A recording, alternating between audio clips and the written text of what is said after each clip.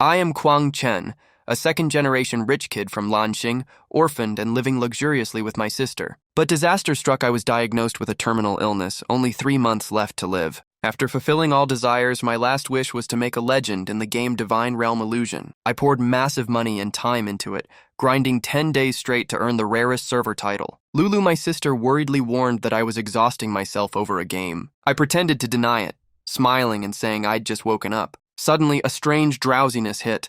My body felt unbearably heavy. When I opened my eyes, I realized I was no longer in reality. A voice declared I was chosen to save the continent of Enla. I looked around, stunned that everything resembled the game world. In front of me stood a little demon merchant who once scammed my in-game resources, but now it looked smaller, making me think I was hallucinating. As if reading my mind, it said this was real and dared me to slap myself. Then it kicked me in the face, the pain proving it crossed worlds. Before I could react, the door burst open with a loud crash. A burly man barged in, threatening to take my sister away. Then Lulu's familiar voice calmly told me to leave and let her handle it. I froze upon realizing my sister existed in this world too. My shock deepened when Shen Wanhao, the man who once harassed her in Lanxing, appeared, as Fufu the demon began explaining. It said I had died but was revived inside the game due to my unique achievement. The game also refunded top spenders, and my massive payments caused an energy overload, creating my current form. Overcharging turned into a curse, yet Fufu still granted me minor perks, though Lulu and Shen Wanhao's presence confused me. Shen Wanhao forced Lulu to submit,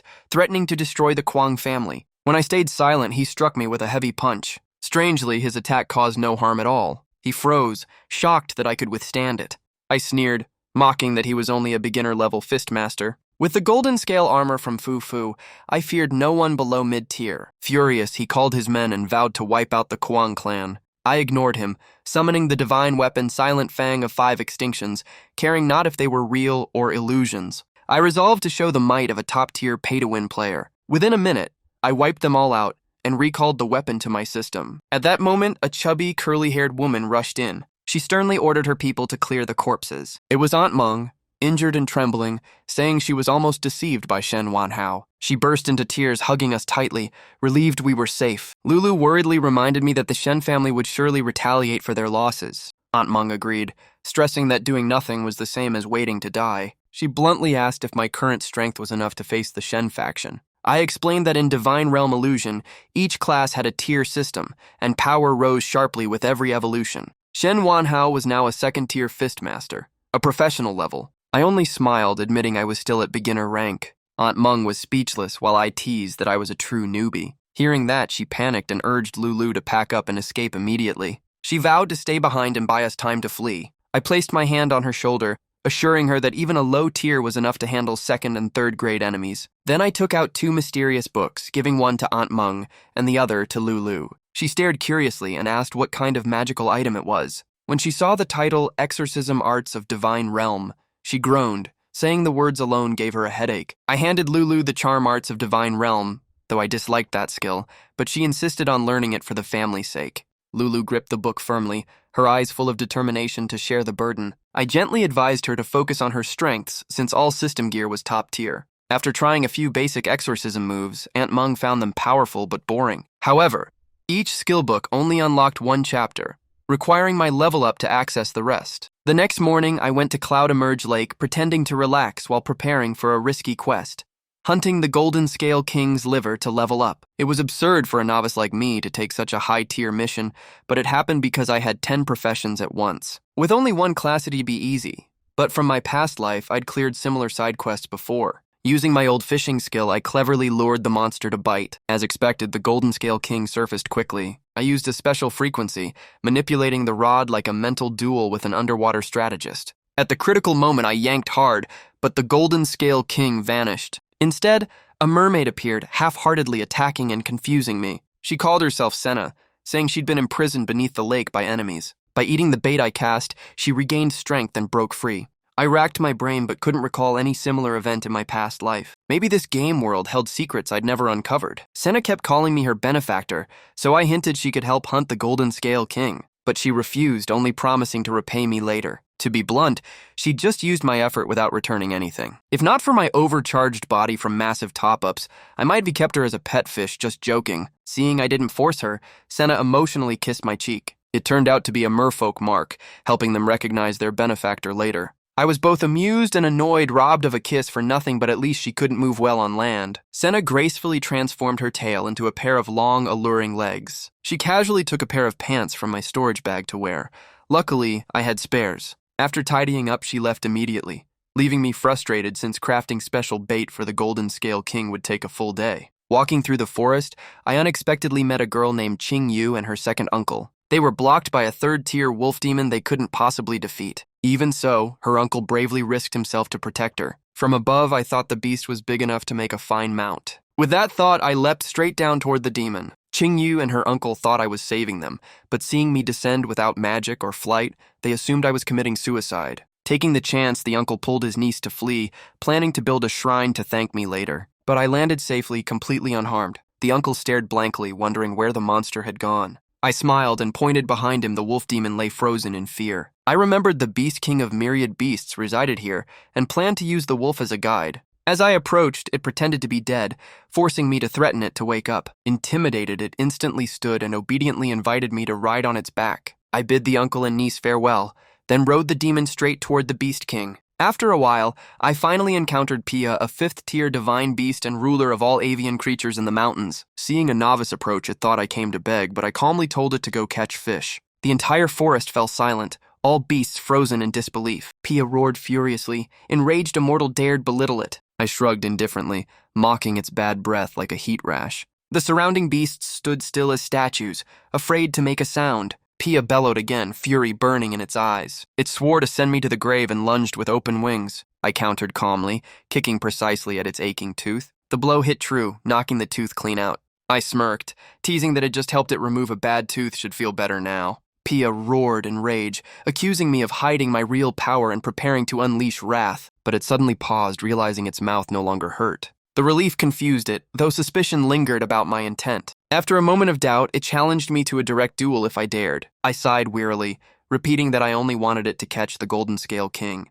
I reasoned that since it helped it, it should repay the favor. After half a day of arguing, Pia reluctantly agreed to cooperate. It led me through a shortcut back to Cloud Emerge Lake. On the way, I wondered why I didn't remember this path from my past life, but decided to follow anyway. Suddenly, vines shot out from all sides, wrapping tightly around me. Pia had set a trap. It smugly boasted that this was a remnant of an ancient formation, weak but enough to imprison me. Unless I revealed my true goal, I'd be left as food for insects. I sighed helplessly, realizing this bird was truly stubborn. Recalling my past life as a max-level formation master, I believed I could break it. I summoned Fu for class change support, but my weak body lost strength with each switch. Even so, I took the risk and transformed into a formation master. Memories flooded back.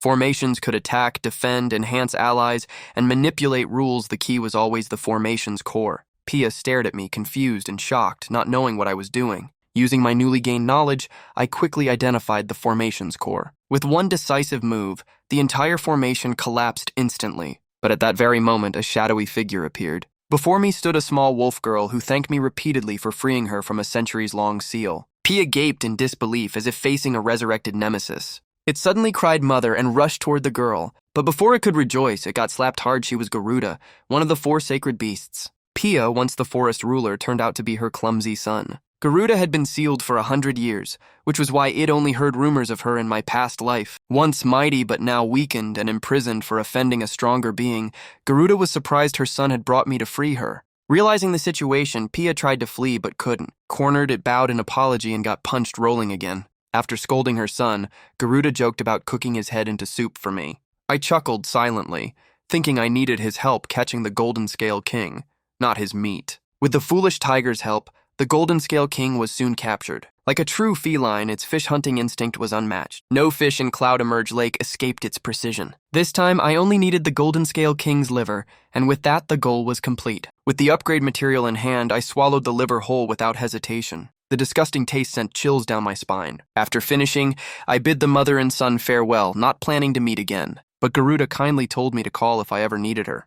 I gave a casual reply and walked away. Behind me, Pia whispered, asking why his mother respected that human, claiming he might not lose to me. Garuda looked at her son, realizing I was indeed human, yet never showed my full power. With such overwhelming strength, even at low rank, she believed I would soon surpass many. So she placed her hopes in me as a future pillar. The scene shifted to a bustling town. I stopped by a shop intending to buy some spirit crystals, but the price per few pieces was 7,200, ridiculously high. Seeing my hesitation, the shopkeeper frowned and asked if I was broke. He rudely threw me out, calling me a waste of time. I scolded myself for not bringing more silver. Then I remembered I still had a few precious crystals from eating the golden scale king's liver, but the system forced me to eat raw monkey meat, too utterly miserable. Leaving the shop, I strolled around, scanning the streets. Suddenly, a striking stall caught my eye. Its sign read, "Read the past, foresee the future, 3 times a day, only for the fated." The owner was a charming, curvy girl named Vita. She said she only read fortunes for those with fate,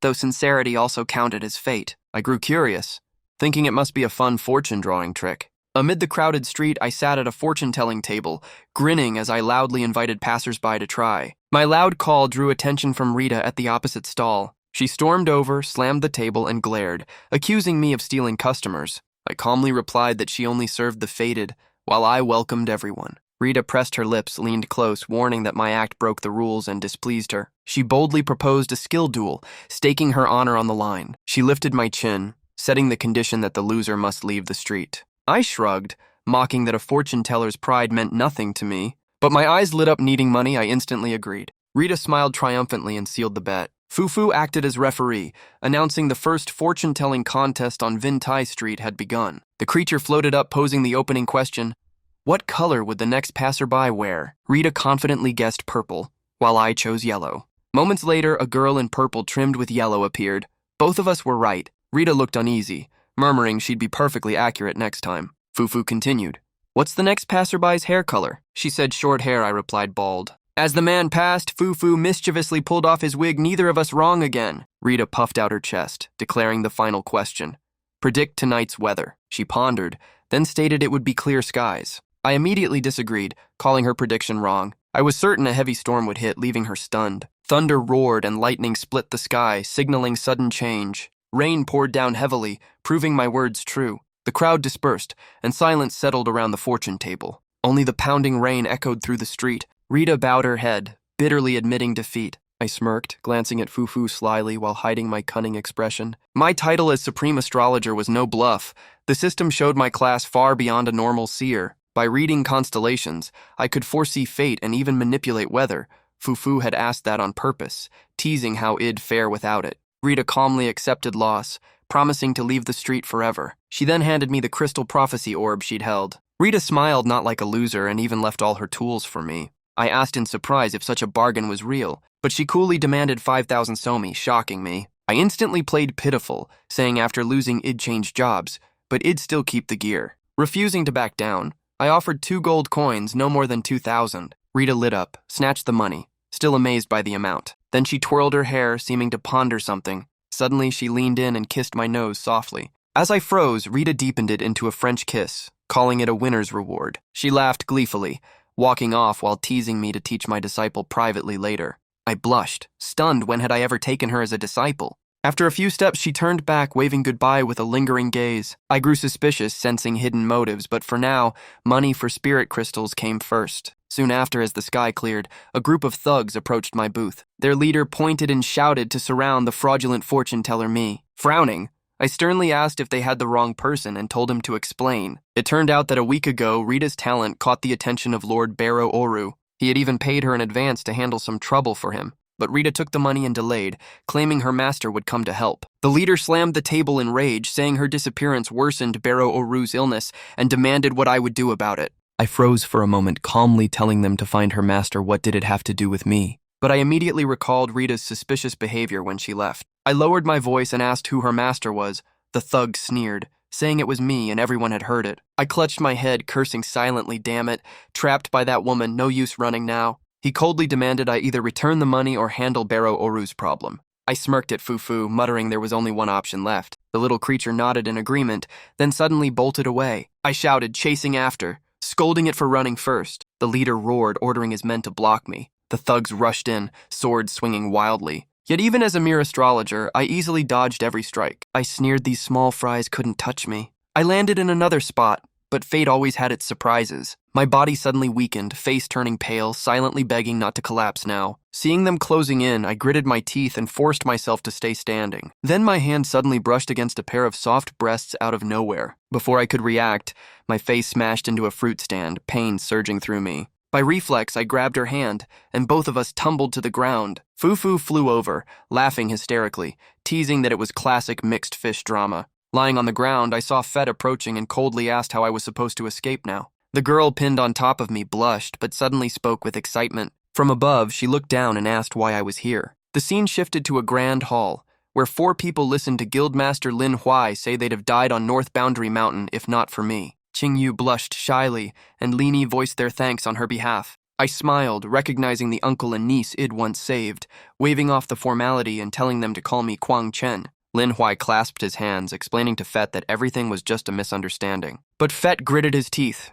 insisting that misunderstanding or not, he had to bring me to his master. Lin Huai narrowed his eyes, replying in a low, sharp tone. 3 burly men entered from the door, blocking the exit menacingly. Fett glared and questioned whether Lin Huai truly dared oppose him for an outsider. Lin Huai calmly sipped his tea, declaring I was an honored guest of the guild and asking if Fett dared start a war on his master's behalf. Fett growled, demanding to know how the guildmaster intended to handle it. Lin Huai smiled, saying my fortune-telling stall proved my skill, so he proposed a compromise. He turned to ask if I could go help Pro Ro resolve the issue. Then he added sternly that it wasn't my obligation, so Pro Ro must pay full reward as promised. I nodded, thinking clear payment terms made it simple, and agreed. That night, we arrived at a magnificent castle. Fett led me in, reporting to his master that he'd brought me. Pro sat imposingly on a high seat, ordering me to step forward. Fett warned me not to reveal anything I saw to anyone. Sweating, I nervously asked what secret this was about. He glanced at his master's swollen belly, hesitating to speak. My eyes widened as I screamed inwardly, what, pregnant?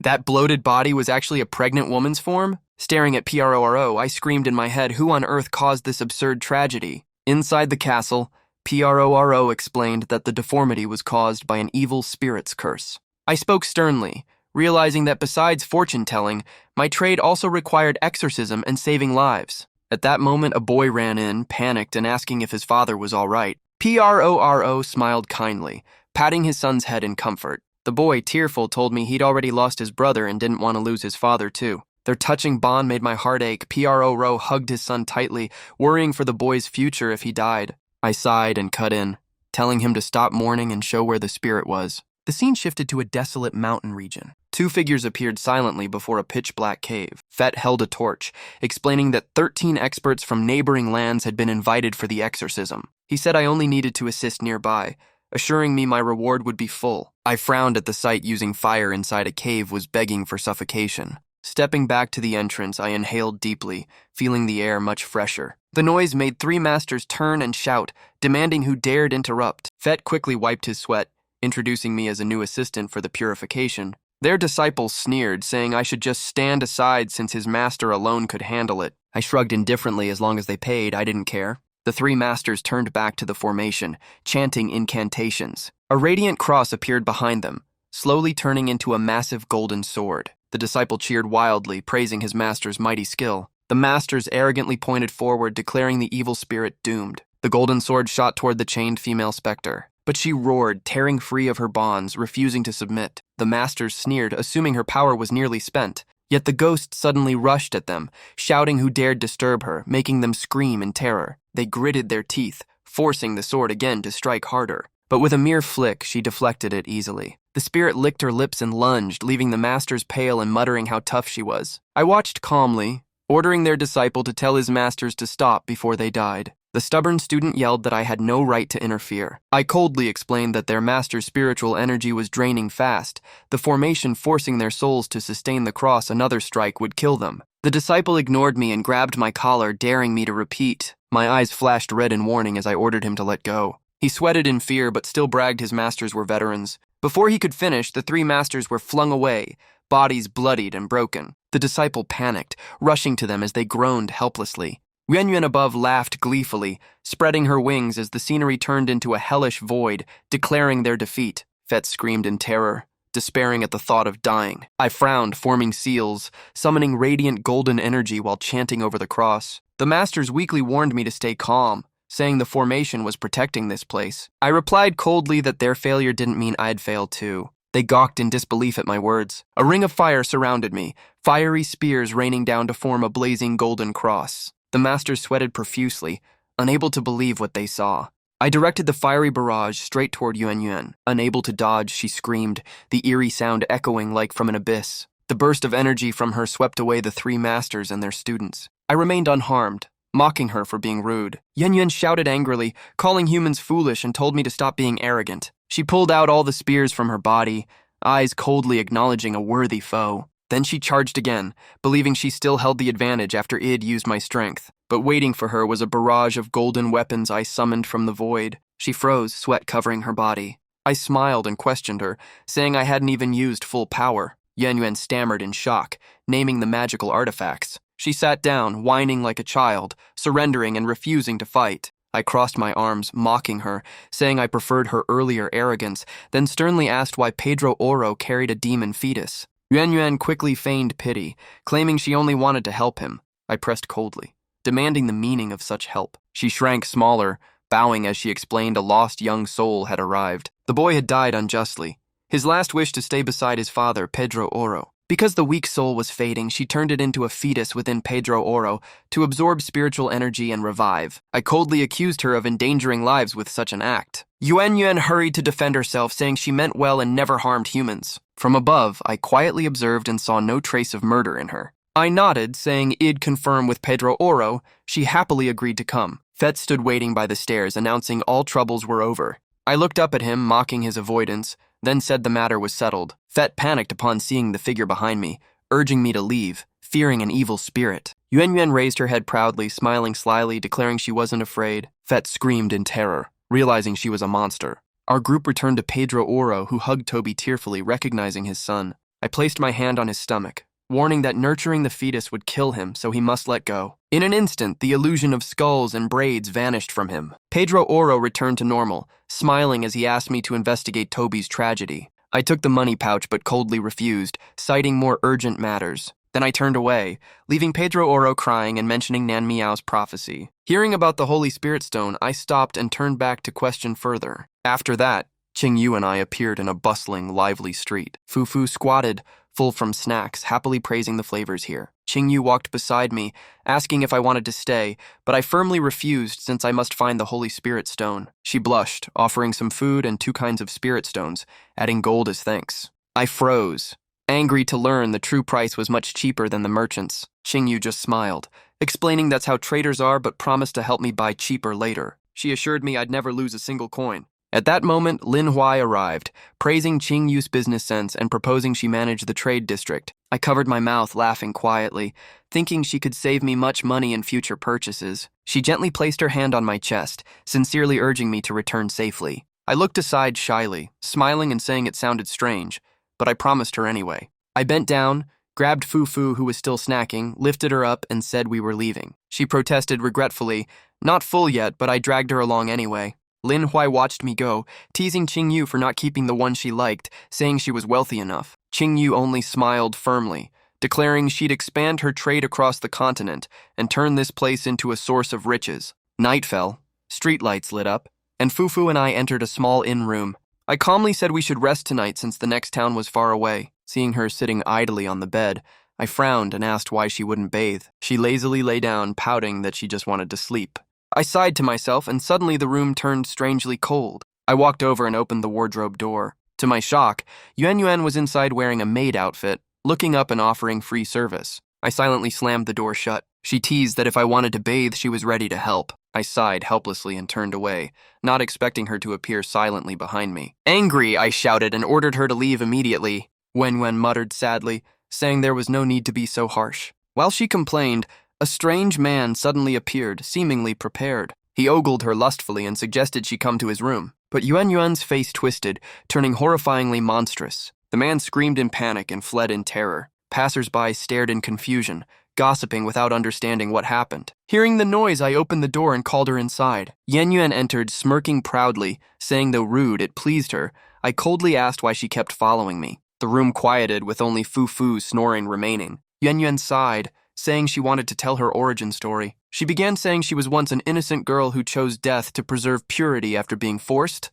I cut her short, telling her to summarize. She confessed she wished to rebuild her body, as living as a wandering soul was painful, and begged for my help. I frowned and asked if she was sure. She nodded firmly, promising to belong to me if helped. I coldly refused, saying I would not help. Sitting on the bed, I explained that body reconstruction required a 4th grade diviner, while I was only 1st grade. Yuan blinked in surprise, repeating that she hadn't expected me to be only 1st grade. At that moment, Fufu turned over, mumbling in her sleep. Yuan approached curiously, questioning how someone of low rank could suppress her. She suddenly knelt, firmly believing it'd advance, and was ready to offer her soul immediately. I narrowed my eyes, warning that if she gave her soul, her life would be mine to command. Hearing that, Yuan bowed even deeper, saying without resolve she didn't deserve help. I reached out, grasping the floating purple orb before me. Spinning it lightly, I agreed, promising to restore her body once I reached 4th grade.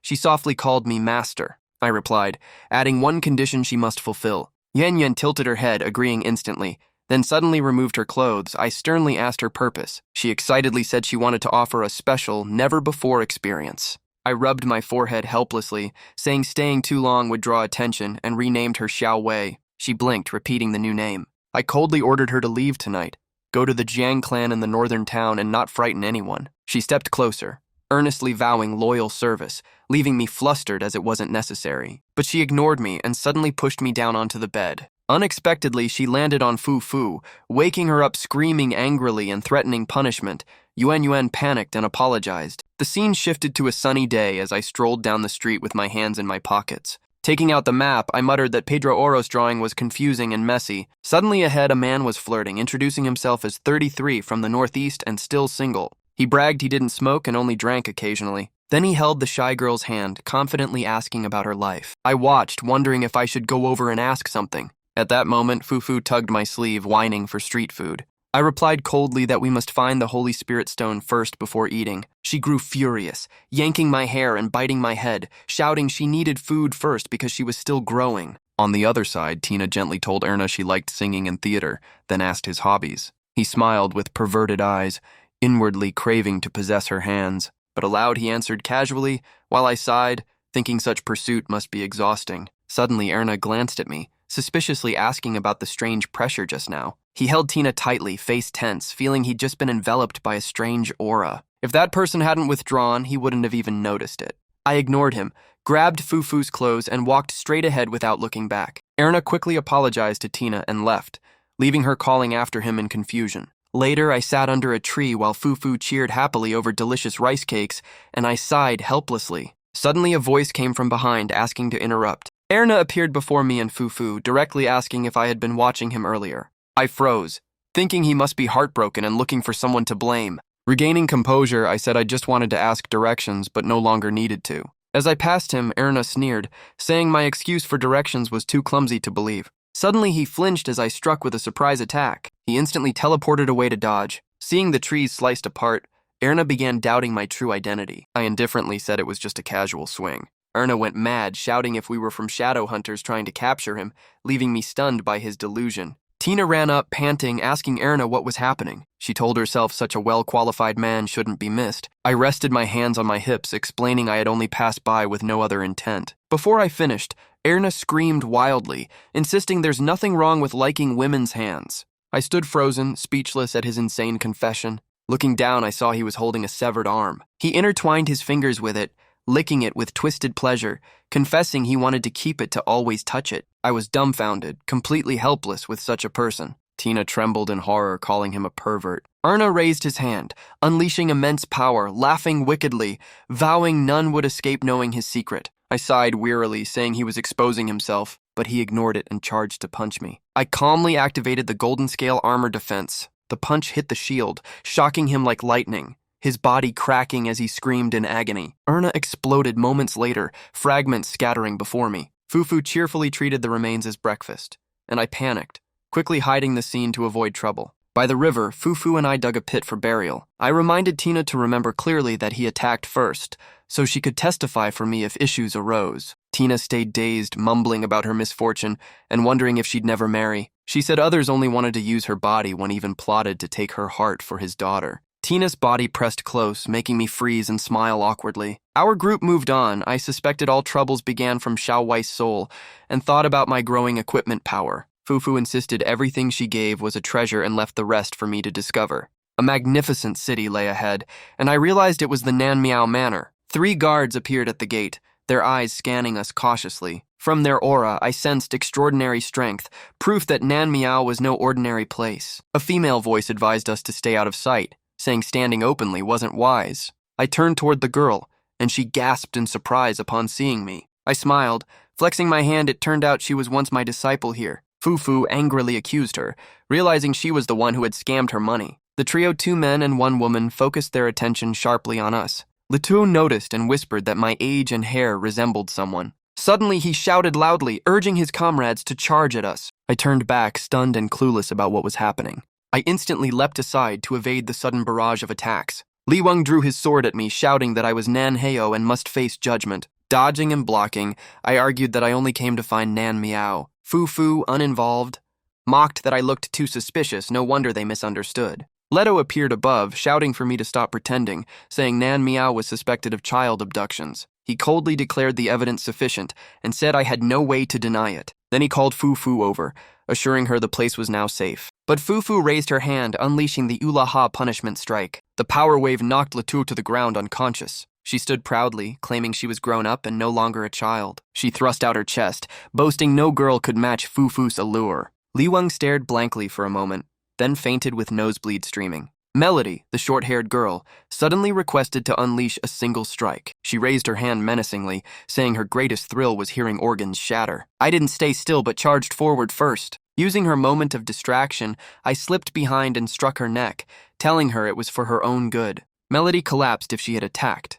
Who knew what tragedy would occur? A while later, she awoke to find me talking with Rita, who joyfully said it was all a misunderstanding. I coldly demanded repayment first, refusing to discuss anything else. Letou approached, admitting they had been too rash. He introduced himself as captain of the Shadow Hunter squad and wanted a private talk about Nan Meow. He explained Nan Meow was a religious figure under Duke Apsot, but suspected of child kidnappings. He glanced at Fufu, explaining the confusion came from a victim with identical features to her. Fufu spun her arm threateningly, warning that another mistake would bring severe punishment. Letou calmly said he was assigned by the Duke to form the Shadow Hunter squad, with the other 2 as core members. Melody crossed her arms and sneered, saying their motives for joining were obvious. She mocked that such criminals, if proven guilty, could be beaten to death without consequence. Li Weng interrupted, declaring he fought to protect women and hated Amo for preying on weak girls while he stood powerless. Melody taunted him, recalling another female victim case and asking why he wasn't so passionate then. Li Weng shouted that women over 15 were no longer under protection, and everyone accepted that. Melody shot back that he was just obsessed with young girls, while Li Weng retorted she was no better, only loving to torture others. I calmly noted that all 3 had their talents, showing how well prepared the Shadowhunter team was. Shrugging, I said I didn't care much and only came because I heard of the Holy Spirit Stone here. Letou smiled, asking if I'd help should Nan Meow truly appear since my strength was proven in battle. Li Weng admitted even he lost before using full power. Melody shouted that he fainted just from seeing Fufu's body, calling him a pervert. I replied calmly that if their story was true, I'd join the fight. Letou nodded firmly, deciding we'd investigate together. The 5 of us stepped into the magnificent castle. I turned to Rita, saying our personal matter wasn't settled yet. Rita came close, clinging to my arm, sweetly explaining everything was just a plan to invite me. The astrologer. She whispered by my ear that Pedro Oroquia had never faced any real trouble. I frowned, surprised she knew about it. Rita smiled, saying she had read the stars herself and thus knew. She touched her cheek and stuck out her tongue playfully, admitting she was beneath me but still confident in her skills. I indifferently stressed that once I obtained the Holy Spirit Stone, my reward must be paid in full. Rita frowned in irritation, clearly displeased. Soon after, our group of 5 stopped before a dark cave entrance. As we entered, Melody warily heard strange noises ahead. Li Weng suddenly shouted for everyone to look forward. They saw a girl imprisoned on a red stone slab, crying miserably. Melody suspected she was the victim captured by Nan Meow. Li Weng cut in, comforting the girl, saying she need not cry. He strode forward proudly, boasting that beneath his sturdy shield, every maiden was safe. But suddenly, the girl's body sprouted crystals. It was all an act. The group was stunned as she revealed her monstrous true form. Li Wang panicked as the creature lunged and clung to him, screaming in confusion about what it was. Melody furiously charged, yelling at the fool for wanting to die. But her punch was blocked by the creature's hard crystal armor. Shards ricocheted back, making her scream in pain. Suddenly, the monster was struck in the chest. Letuo had launched a saving attack, shouting it was a blood crystal fiend and ordering Li Wang to fight or they'd all die. But Li Wang hesitated, unable to strike a figure shaped like a girl. At that moment, she blocked Letuo's staff and lunged to attack him. A blazing red blade suddenly swept across. I was the one who struck, slicing straight through the monster's body. Fragments of the body shattered and fell heavily to the ground. I stood up and asked Letuo if I'd done wrong. He hurriedly affirmed it was the right move, or disaster would follow. He knelt, examining the crystal shards, confirming they were a form of dark magic. Looking up in confusion, he suddenly proposed a bold theory to the group. They entered a room filled with documents. Letuo said it must be the archive chamber. Flipping a book open, he said gravely that Nan Meow might be linked to Morris, once an envoy of the Legion of Ruin decades ago. I was stunned by the name. Rita added that he had used life essence to turn Holy Spirit stones into blood spirit stones for power. She coldly continued that under him, countless beings on the Ira continent were slaughtered. Rita went on. 20 years ago, Morris faced the Crusader Alliance alone, killed a high commander, and vanished without a trace. Leto nodded, confirming it was true. He read further, concluding the dark art had been refined, using more suitable hosts to convert stones with far greater efficiency. I suggested those hosts might have been children. Leto nodded firmly, eyes darkening. Melody approached a sturdy cabinet, noting its unusually heavy protection. Leto insisted that if it truly involved Morris, they must retreat immediately. His voice grew grave, stressing that the enemy far exceeded their power. I calmly pushed the cabinet door, saying opening it would reveal the creature's nature. The moment I saw inside, I froze. Leto shouted in shock it was Morris, unmistakably. Gazing at the jars filled with severed human hands, he trembled, explaining Morris' obsession with collecting hands. Every victim was brutally slain. Only that part missing the horrifying truth emerged. He was Nan Meow. He turned to me, urging the group to retreat right away. I calmly asked if anyone had ever actually seen Morris, or rather, Nan Meow with their own eyes. Leto hesitated, vaguely realizing my meaning. I scratched my head, smiling lightly, revealing I might know where he was. A while later, all 5 of us returned to the earlier burial site. I pointed to Ernest's corpse, asking if that was him. Letuo hesitated, then confirmed the portrait of Morris had hung across the kingdom 20 years ago. It was indeed him. He asked how I knew Morris' body was here. I replied simply that he'd attacked earlier, then suddenly exploded and vanished. Letuo repeated exploded, just like that? I nodded in confirmation. Back at the castle, tension lingered over dinner. I asked Rita about the Holy Spirit Stone, while Fufu interrupted, questioning if she could be trusted. Suddenly, the system panel appeared, announcing receipt of a rare item, the Holy Spirit Stone. Holding the shimmering gem, I blandly remarked that it truly existed after all. Rita smiled gently, calling me master, saying it was merely a small token from her disciple's heart. Leto respectfully thanked me, saying I not only saved them but freed many families in the north, and even those stones were not enough to repay. I accepted without modesty, agreeing it rightfully belonged to me. Then I turned to remind Rita she still owed me compensation. Suddenly, Rita leapt onto the window ledge and dashed away. From afar, she waved apologetically, claiming a donkey in the east needed help and promising to meet again. I shook my head, muttering that her running speed was quite impressive. Back in the room, I told Letuo we should return and report. He said the council would contact me for rewards and asked if I had any conditions. Li Wang collapsed crying, while Melody turned coldly away, leaving only a short remark before departing. Fufu's face flushed with joy, cheering that the entire feast now belonged to her. I rested my chin in my hand helplessly, watching in boredom. Suddenly, several young women entered the castle. The leader, wearing a crown, introduced herself as Huai-En, a local security officer, calling me by name Kang Chen. Huai-En sternly declared I was suspected of murder, leaving me confused. She stated that Tina was found dead in the eastern forest, her heart missing, and witnesses confirmed I was the last to see her. I recalled Tina saying someone wanted her heart last week, guessing she hadn't escaped that fate. I shook my head, saying I was with the Shadow Hunters then, and they could verify it. An impatient subordinate snapped, agreeing to verify right away without more talk. Huai-En coldly stopped him, stressing that Shadow Hunters were civilians, while security belonged to the Imperial Secret Division. I stood and declared non-cooperation,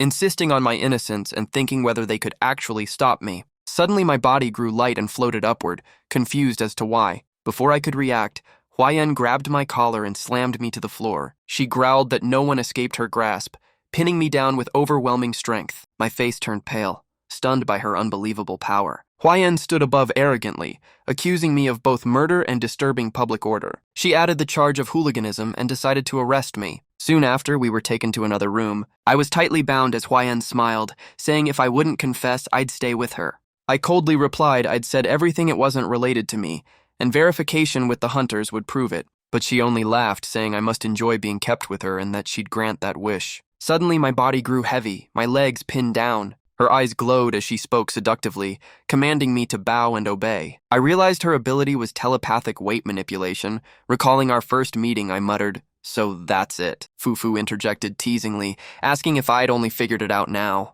Huayan increased the pressure, threatening me if I resisted. She warned my knees would snap under the weight. At that moment, the door burst open and another voice called her name. Huayan froze, furious but forced to release me, her face showing clear frustration. She stepped forward, forcing a smile, saying I was free to leave. Seizing the moment, she whispered that she'd train me more thoroughly next time. I placed a hand on her shoulder, smirking that I looked forward to it as well. She gasped softly, her whole body stiffening, unable to move. She thought perhaps I had deciphered her technique and turned it back on her. I calmly walked toward the door, glancing back as she collapsed, both flustered and strangely thrilled. She muttered that being subdued by a suspect was truly humiliating. Later in the castle, Huayan walked beside a man, questioning why I had been released. The man exhaled heavily, looking at her, saying there were rumors Kang Chen had paid bail. He continued, reminding Huayan that much of their protection funding came from his side. Huayan blushed, sweating as she protested that she might have acted too hastily. He pushed open the door, advising her to stay calm, and explained that the judgment ritual had already concluded. Inside, a young man tied to a chair slumped as the elder declared proof that the previous witness had lied. Huayan nervously asked if he had seen Kang Chen kill someone, and the elder confirmed. He gently noted Huayan's sweat, asking if she felt hot. She shyly muttered maybe. She fumed inside, wasting much energy to block his mind reading a humiliating ordeal. She stepped closer, muttering that the shame came from his fabricated testimony. She gripped the whip, eyes fierce, asking how the interrogation should begin. The captive screamed in agony. Scene shifted, I left the fortress. At the gate, Qingyu appeared happily, shouting when she saw I was freed. I smiled softly, thanking Qingyu for negotiating with security on my behalf. I asked how she knew this place. Qingyu hurriedly explained she had come herself, darkening my mood. She summarized that northern merchants reported an outbreak of war. I exclaimed in surprise about the war. She said the Shen clan had attacked the Kang clan, sealing the town, and after searching learned I was brought here. I silently concluded the sudden strike had long been planned. After a pause, I thanked Qingyu and affirmed I must return soon. Fufu suddenly stepped out, arms crossed, assuring that Xiao Wei could still defend a young queen strong enough for soldiers. Qingyu smiled, patting the steed, saying it was the guild's fastest warhorse, perfect for me. I gently stroked its mane, praising her thorough preparation. I mounted, told Qingyu to tell Piro the adopted child had been buried. She softly agreed. I spurred the horse and rode off immediately. Qingyu beamed and called after me, while Fufu curiously asked why she paid such special attention to Kang. Suddenly, Fufu gasped in shock. She panicked, realizing she hadn't mounted yet, her cry echoing as she chased after. Scene shifted to another fortress. Outside the gate, an old man with white hair whispered the time had come, the three-pronged plan had succeeded. He recalled his orders. Since Kang Chen would return home, delay him, the subordinate confirmed, addressing him as clan head Shen Yan. Shen Yan smirked, pleased that even the fat woman had been blocked 3 times on the mountain slope. Elsewhere, Kang Lu and Aunt Meng were surrounded by a large crowd. Kang Lu frantically called for Aunt Meng's help. The woman calmly encouraged her, reminding Xiao Lu to use the martial arts and illusions taught by the young master. Now was the test. The encircled men laughed mockingly, jeering at the girl's charm magic, even making lewd remarks about taking her as a concubine. The insults made Kang Lu cold and calculating. Shen Yan and his faction faced dozens, arrogantly declaring the Kang clan remnants trapped, doomed once reinforcements arrived. Near the Red Castle forest, a red-haired girl appeared. She glanced at the fallen men, scornfully judging the enemy's tactics too petty to target the clan head. She smirked, planning to stall until night before unleashing one sweeping strike. Her blood-red eyes glowed as a thin smile formed, reminding herself to conserve strength. Suddenly, a strange feeling made her whirl around, muttering that something was wrong. A surge of power terrified her, sensing a master far beyond the rest, likely the clan head's true foe. She bent low and leapt fiercely upward. From afar, Yuan gazed at the castle, eyes icy, locking onto her target. She turned pale, muttering she must strike a fatal blow. Her mouth opened, forming a massive red-black vortex that roared and exploded. Uncle En panicked at the deafening blast, wondering who had arrived. He looked up, seeing Shen Yan hovering, assuming the Shen clan had summoned a master. Shen Yan laughed triumphantly, claiming it was their reinforcements. He arrogantly declared the forces summoned by the Shen clan elder were extraordinary. Even the spirit army moved. Uncle En was speechless, frozen. After the explosion, as smoke cleared, Yuan still sensed the enemy's aura. From the dust, Bia's face emerged, cursing in pain. He angrily scolded the vile spirits for sneak attacks. Yuan sneered, mocking him as a mere cat. Mian roared back, calling himself a tiger. She teased that cats have 9 lives and wondered how many he'd lost. Bia grew furious, provoking her to come closer and fight. Yuan instantly unleashed a sky-shaking roar. Bia fired a powerful energy blast straight ahead. The collision exploded, shaking heaven and earth. Shen Yan was stunned. Another master? Could the spirit army have sent many? Yuan and Bia continued their fierce chase, neither backing down. Shen Yan, anxious, shouted for them to stop. Bia halted, growling, demanding what he wanted. Shen Yan sternly asked which of them was the spirit army's reinforcements, urging cooperation to destroy the Kang clan. Both repeated the order, "Spirit army annihilate the Kang clan." Shen Yan froze, sensing something wrong. At once, both lunged at him, deciding to kill him first. On the road, I galloped at full speed. I frowned, asking Fufu why she rode instead of flying. She honestly said flying drained energy and she hadn't eaten. I changed the subject, asking about the weeping queen she mentioned. Who was that? Fufu blushed, turning away, denying it meant anything. She gripped my shoulders, feeling familiarity, though her memory was hazy. Suddenly, another rider appeared, ramming our horse hard. A white horse charged in, throwing us both to the ground. Fufu was fine, but I hit head first, cursing inwardly, baffled by what happened. The white horse disdainfully glanced at the black horse's corpse, complaining it stank and spoiled its plan to eat the snail spirit fruit. Fufu angrily pointed, scolding it for reckless speed. It retorted that slowness like theirs was the real problem. The unicorn boasted that a slight acceleration made everything easy. I coldly noted my horse was dead and demanded it compensate with another since I was in haste. It carelessly nodded in agreement. The white horse said it was busy picking snail spirit fruit, but would give me a faster steed afterward. Just then, a surge of energy shot afar, stunning me with its speed. It chased after, saying the snail spirit fruit ripens once every 10 years, and it must get it today. Suddenly, the white horse froze, puzzled by something strange it sensed. I rushed forward, leapt up, shouting at it for causing trouble, then trying to flee. In moments, I was on the unicorn's back. It panicked, yelling about traffic laws. Its face fell in dismay, inwardly cursing for encountering such a troublesome rider. I gripped the white mane tightly, startling it as it realized only someone extraordinary could catch up. I calmly yet commandingly reminded it how fast it could run. Then I ordered it to carry me home in exchange for mercy. The unicorn panicked, muttering about becoming a horse. It screamed, claiming to be a noble divine beast once sought by kings to protect nations, not a mere mount. I released killing intent, eyes glowing red, coldly threatening the disobedient unicorn. It immediately changed tone, trembling and agreeing. I smiled and ordered departure.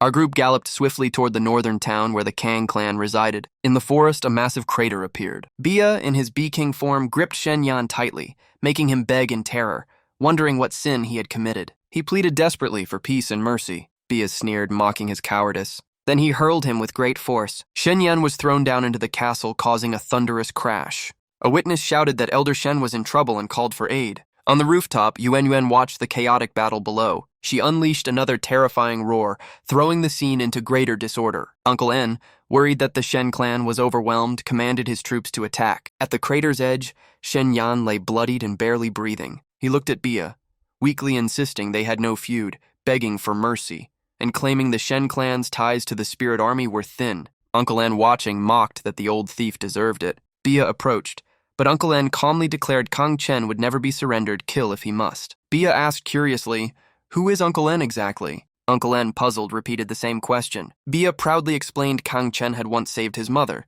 so he saw him as an elder. He turned to Uncle En, calling him granduncle, which made the old man nod approvingly. Uncle En was surprised that a beast knew hierarchy. Bia raised his head proudly, saying his mother taught him manners and that he had been eavesdropping lately. Suddenly, a short-haired youth appeared, exclaiming he had been right since yesterday. It turned out he had gone fishing with his senior, saw Bia hiding behind a tree, questioned it, but his senior scolded him for being unfocused. Yuan gently introduced herself, saying Kang Chen sent her to protect the Kang clan. Bia reproached her for not saying so earlier. She coldly replied he had been sneaky, so how could she know friend from foe? Uncle N, still unsure, asked Yuan Yuan who her master was. She hesitated, then frankly revealed she had formed a close contract with Kang Chen and called him master. Uncle N was shocked, murmuring that Kang Chen was still young, personal matters aside, marriage was serious and not to be taken lightly. He promised to advise him, which made Yuan Yuan smile and praise his kindness. Yuan Yuan suddenly gasped in surprise and embarrassment. From above, someone appeared, coldly questioning the stranger. The proud figure declared he merely wished to punish reckless talkers. Yuan Yuan coyly replied, stressing it was an intimate contract, then shouted grace loudly. I glanced over, warning everyone to stay calm. Then I dismounted the unicorn and approached Uncle N to ask about the clan situation. He confirmed Shenyan had attacked, but thanks to help, all was safe. I stood before the defeated foe, mocking him for his sneak attack and its consequences. Even wounded, Shenyan arrogantly claimed the law of the strong devouring the weak. Hearing him mention family, I cried out in shock for Lulu.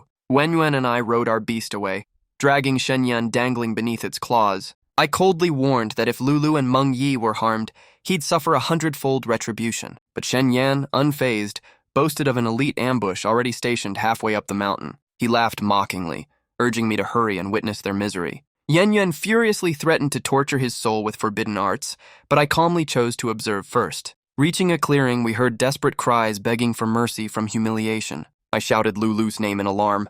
A man in white knelt, weeping, begging Kang Lu to end his torment. Aunt Meng stepped forward, casting an enchanting illusion spell. One man was instantly hit, heart racing in astonishment. He quickly went mad, drooling with infatuation. He clung to Aunt Meng's legs, love-struck, swearing to die for her. Seeing that, his comrades begged Kang Lu to kill them swiftly, rather than be drained of life. Kang Lu blushed but agreed to their plea. She threw a powerful punch at the man. He exploded, yet managed to thank her for release.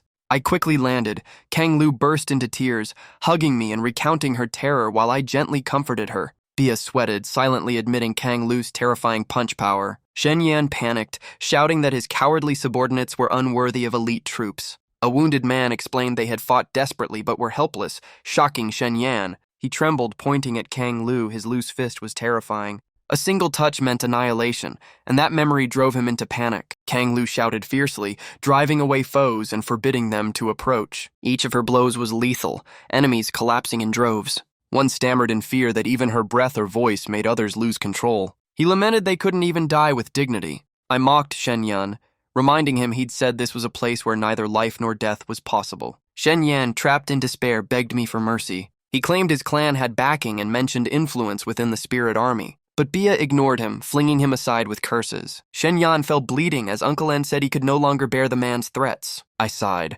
regretting that we couldn't extract more intel before he was dealt with. The unicorn, silent until now, interjected, asking if it could leave since the mission was done. I froze, realizing I had forgotten its presence. I tried persuading it with promises of food, lodging, and pay for long-term cooperation. But the unicorn, enraged, swore it would rather die than be ordered again. It vowed never to suffer humiliation under humans once more. Then it soared into the sky and vanished without looking back. I felt regret, thinking about flight level limits and wondering how long until reaching 4th rank. Suddenly I realized the name Spirit Army sounded familiar. It was the final boss of the Ice Demon Domain dungeon, the top villain of the Divine Realm. I tried recalling, only remembering he once killed my father, nothing more. Wen Yuan guessed he would betray King Ledun, shocking me to ask about the reports. Aunt Meng explained that the king was still alive and unharmed. I was stunned, turning to Fufu for answers, but she lazily replied she didn't know. Fufu suddenly sat on my head, sweetly teasing that I should think with my wooden brain. I seriously analyzed that either the game world had changed or there was another possibility. Scene shifted to the unicorn landing in the northern forest.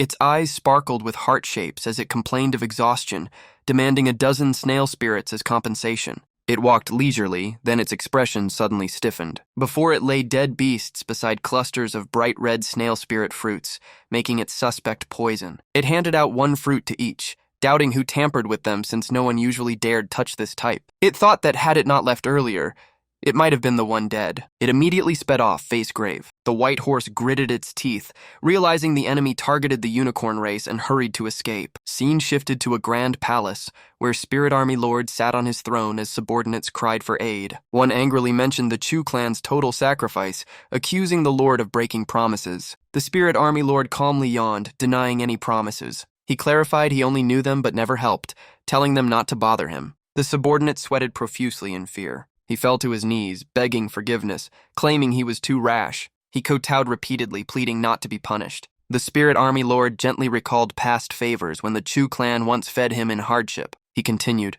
stressing he would repay them with help, making the subordinate rejoice. But then he grinned wickedly, forming an energy sphere. The subordinate panicked as power lifted him into the air. Encased in a glowing golden orb, he trembled, asking the Lord's intent. The Spirit Army Lord coldly declared he'd send him to reunite with the Chu clan. The man's eyes widened as he screamed for mercy. The orb exploded, ending his life instantly. Afterward, the Spirit Army Lord ordered the body removed and warned others not to repeat the mistake. He turned to Huo Ge, reminding him he wasn't free from blame for his failed task. His voice heavy, he questioned why capturing a mermaid and a unicorn was so difficult. Huo Ge trembled, apologizing, explaining that though the plan failed, he had found a lead. He raised a glowing orb, saying the one who interfered at Cloud Lake might have helped Senna escape. He cast a revealing spell showing me and Senna together joyfully. He added that the unicorn had sensed similar spiritual energy at the scene, suspecting I caused it. He bowed for instruction, and the Spirit Army Lord briefly thought of an old man,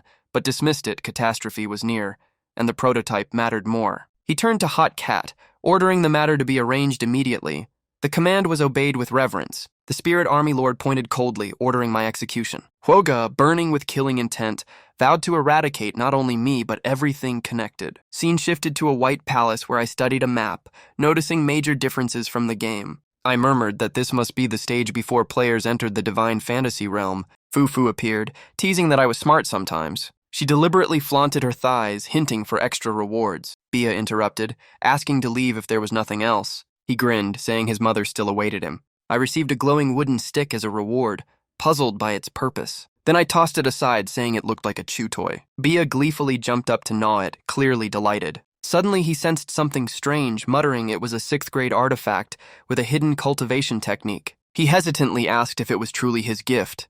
I coldly replied none but him deserved it. I planned to keep the remaining cultivation technique for Lulu and Meng Yi. Then I called Yuan Yuan, telling her to lower her head. She misunderstood, kneeling nervously in fear of embarrassing herself. I was surprised, then composed myself, pushing her away and sternly ordering her to stand, making her cry out in pain. I ignored it, summoning the artifact and declaring that the dark spirit skill suited her. Instantly, Yuan Yuan saw a clone identical to herself appear, cheering joyfully. The duplicate said it could serve the master twice as well. I remained indifferent, firmly stating the process was done and now it was time to advance ranks. I directly asked Yuan Yuan why advancement required conditions. Was she aiming at me? Fufu interrupted, teasing that greater power means greater responsibility, surprised I hadn't heard that saying. Scene shifted to me walking through the crowded streets of Linguang City. I murmured that to advance, I must pass the trial at Moonwheel Garden and needed a permit. Suddenly remembering something, I froze, connecting it to this city's name. Huayan nearby chatted happily, showing an order assigning her by the Spirit Lord. She blushed nervously, sweating as she vowed to work hard since the Spirit Lord acknowledged her. Fufu tugged my sleeve, pointing excitedly at a food stall praising its delicious aroma. From afar, Huayan noticed me, muttering in surprise. I scratched my head in confusion, recalling this was once the place Spirit Army Lord massacred before killing his father. Amid the bustling crowd, I pondered that though the city's fall timing was unclear, I must find a way to warn them. I wondered what consequences would follow if I altered the game's timeline. Fufu shrugged, vaguely saying I'd bear the outcome myself. I clicked my tongue in frustration, lamenting my lack of intel, then decided to visit Duke Lar. From afar, Huayan secretly followed me. 2 guards blocked the way, saying the Duke saw no one without an invitation. I lowered my voice, saying I came for the Moonwheel Garden permit, arousing suspicion. The guards raised weapons, warning me not to advance, but I slipped past smoothly, saying I pitied them for just trying to make a living. I kept walking calmly, declaring I would enter on my own. The guards, enraged, unleashed family arts and shouted with killing intent. One thrust his spear, transforming it into a golden dragon that roared with pressure. I remained calm, turning to look back. With a slight gesture, the dragon turned and bit its master, flinging him away. Then the Duke's butler descended, respectfully asking my name, trembling inwardly at my dragon aura. I replied coldly, Kang Chen, no title, only seeking a permit. The butler sternly said I came at a bad time. He explained the mansion was busy with an urgent matter, and the Duke could not be distracted. I frowned, demanding to know the trouble and forcing him to lead me there. Scene continued inside the grand hall where many gathered, watching Duke Lar. He announced that anyone who cured his daughter would receive a great reward. He solemnly added the savior could ask for anything, even his own life would be offered. After a moment, LAR led the group to meet his daughter inside the room. The crowd gossiped that curing her might win both the Duke's wealth and his daughter's hand. Inside was a chained girl with red eyes, a torn, sewn mouth, and a body shrouded in heavy, dark aura. The onlookers trembled, suspecting the Duke, one whispering that the illness was the death plague.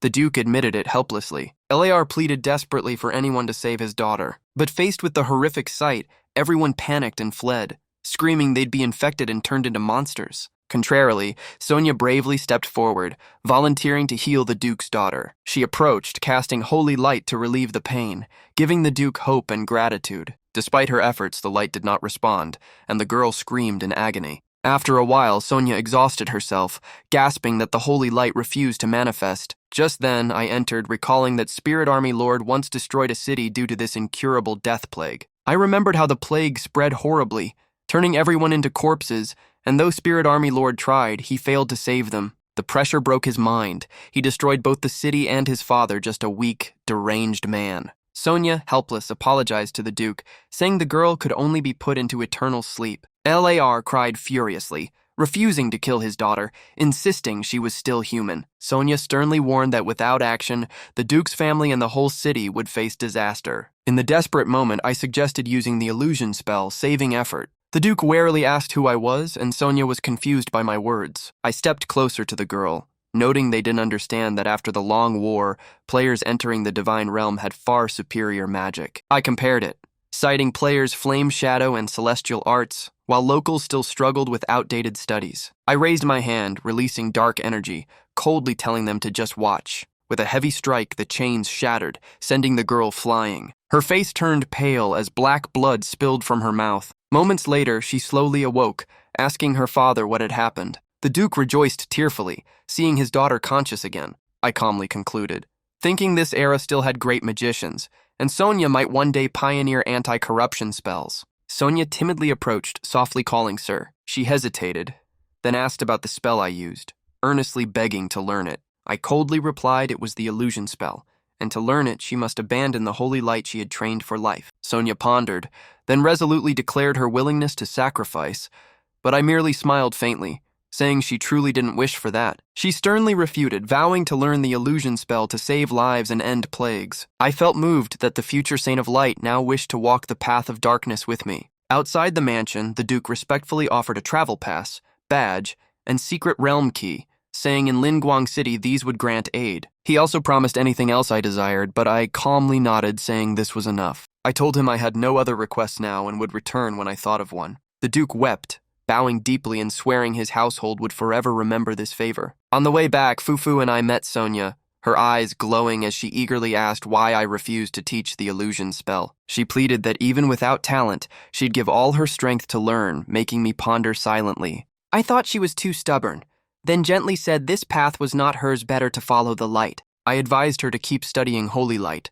perhaps finding a cure for the corpse plague, but Sonia hesitated since light magic never worked for her. I doubted it might be due to her weak faith, which shocked Sonia as she repeated the idea. As if enlightened, she emotionally grasped my hand, thanking me profusely and asking to repent. She knelt, prayed, confessed her wavering, and reaffirmed that light could truly save the world. I sighed and told her to train more, while Sonia smiled brightly, eager for future guidance. Watching her fade into the distance, I murmured that turning a saint of light into one of darkness was too cruel, unsure if my choice was right. He turned to Fufu, worrying about a system bug, while she shrugged and ate rice dumplings. Hearing that, Jang Chen recalled he had paid this place's fee last month. Suddenly, a thug threatened an old woman at a stall, forcing her to pay more despite her pleas. Unable to stand the oppression, Jang Chen intervened but was insulted by the man. The thug shouted and pushed Jang Chen aside. When the man tried to strike, Jang Chen swiftly subdued him, making him scream in pain yet still curse.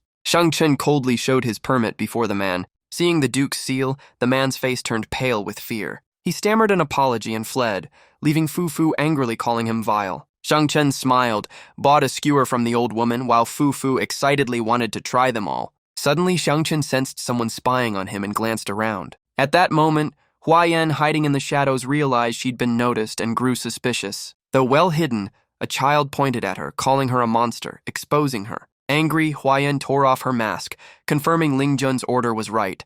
The plague in Linguang truly existed and was dangerous. She approached Jang Chen, sternly saying the outer water source, not the Duke's lady, was key, asking him to investigate with her. But Jang Chen coolly refused, saying he had no interest in politics or Ling Jun, surprising Huai-En. Beside them, Fufu grabbed her head angrily, yelling about losing her dumplings. Jang Chen apathetically ate while sighing, too tired for childish conflicts. Suddenly a child ran up, thanked him, called him little enemy, and beckoned him along. The child led to a stall where a gentle woman repeated the phrase, drawing his gaze. Jang Chen shuddered as faint memories resurfaced vividly. He squinted and asked Huai-En about the polluted water's origin. She coldly told him to follow. They arrived at a dense forest beside a small mine. Dark, deathly miasma spread. Jang Chen gathered spirit power as Huai-En nervously asked if he could purify it. He snapped irritably, telling her to be quiet so he could focus. Step by step, Jang Chen felt the energy shifting. Huai-En gasped as purification slowly began. After cleansing one filthy drain,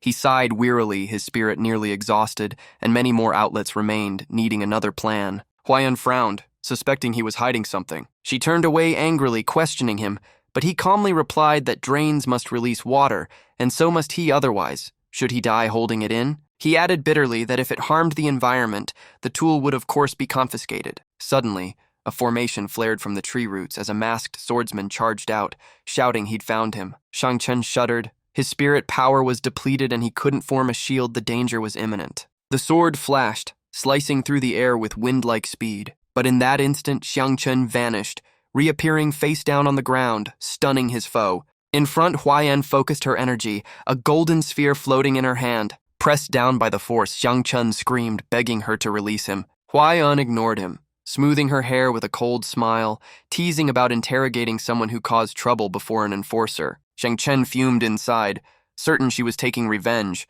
proving her gentle look was fake. Huai-En faced the masked man with icy eyes, declared herself a peace officer, and ordered him to surrender for questioning. Her psychic pressure almost immobilized the masked man, but suddenly he sprang up, slashing hard toward her. He roared that she wasn't his target and ordered her to move aside. Huai-En smirked coldly, mocking that he could still move, meaning she'd been too soft. Her psychic power spread like an invisible net, yet he dodged aside. Dashing forward, he taunted that her strength only worked in a limited range. Huai-En shouted furiously, unleashing her full power. But he nimbly evaded again, smugly saying as long as he escaped her zone, he was safe. He boasted that as an assassin, he held the absolute advantage. But Huai-En suddenly struck lightning fast, hitting his chest and making him tremble. He panicked, raising his hands to surrender, while Huai-En coldly reminded that the chief never needed violence to punish. She added that if she truly used her skill, the criminal would fall too fast, losing all deterrence. Then she paused, muttering she had just misspoken and felt uneasy. While she was distracted,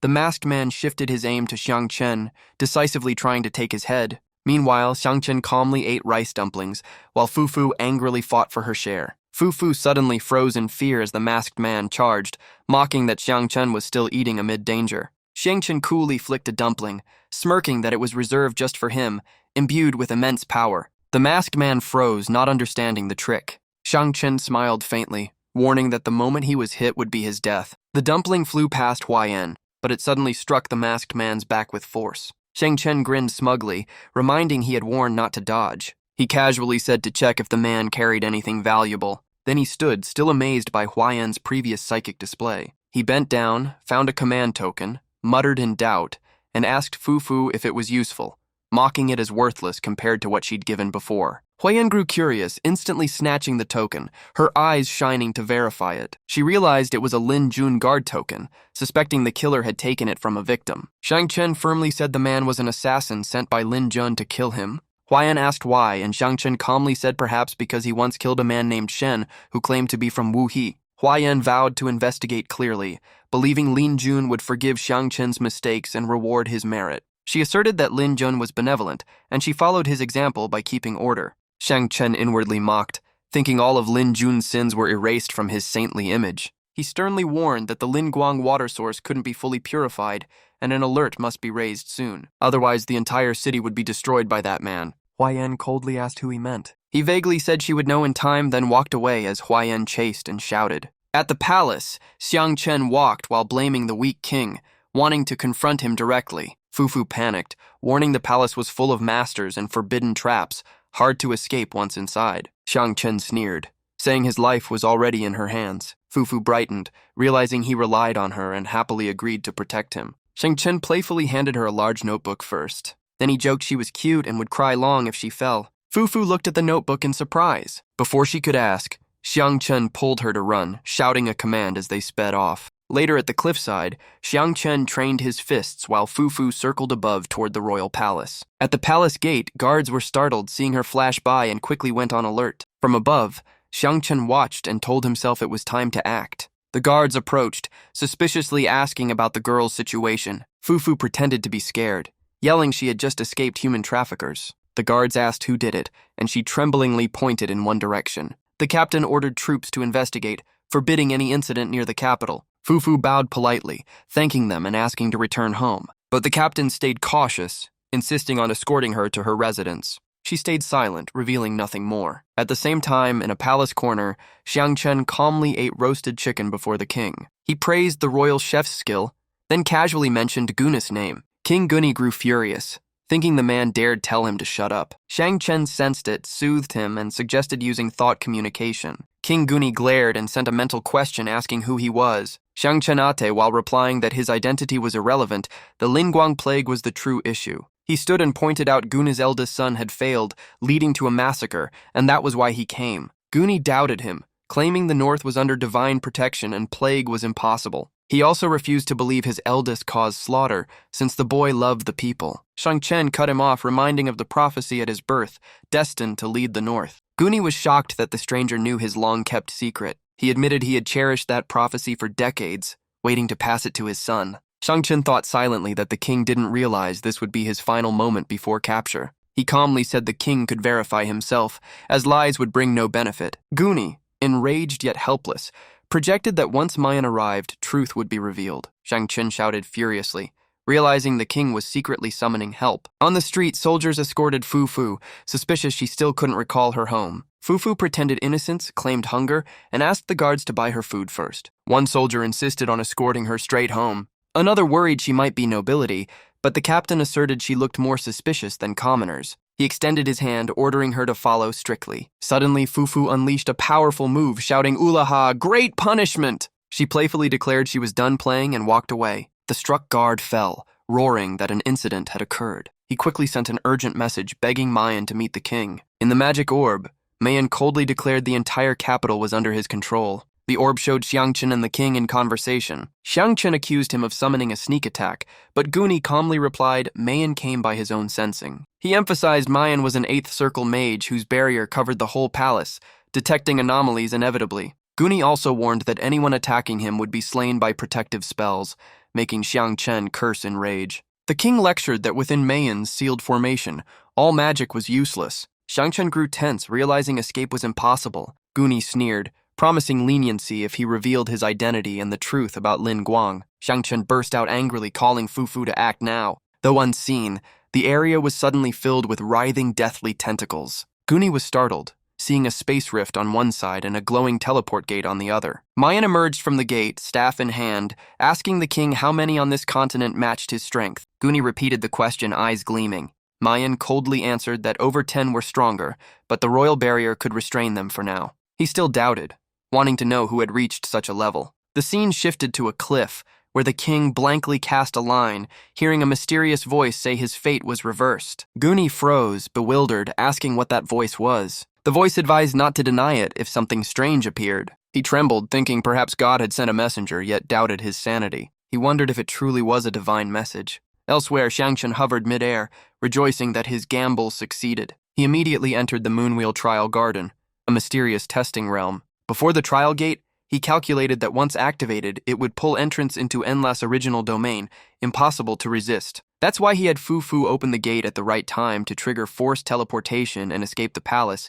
She gleefully tried unlocking an ancient chest. Upon entry, Jang Chen analyzed that only the activator was drawn in a major loophole. He believed Fufu's existence lay beyond the system, so only he was transported, his lips curled in triumph. Fufu grew tired, complaining he always relied on her and demanded compensation. He promptly shoved a pastry into her mouth. She ate happily, eyes shining, praising its taste and saying he sometimes had value. Jang Chen stretched, stepped deeper, thinking this place would decide everything, then shouted to begin the trial. The two continued deeper into the test area. Suddenly, an NPC appeared, voice gentle yet sharp, asking if he was the final challenger. The NPC wanted to assess his strength before considering cooperation and warned against resistance. After waiting too long, Jang Chen lost patience, scolding it for wasting time and losing treasure chances. The NPC turned back sternly, saying waiting caused no harm but abandoning him was dangerous. She hesitated, murmuring she might have sensed wrong. Looking closer, she doubted him for lacking any spirit fluctuation. Jang Chen irritably insisted he truly was first rank. At that moment, Lanisa and a masked man appeared.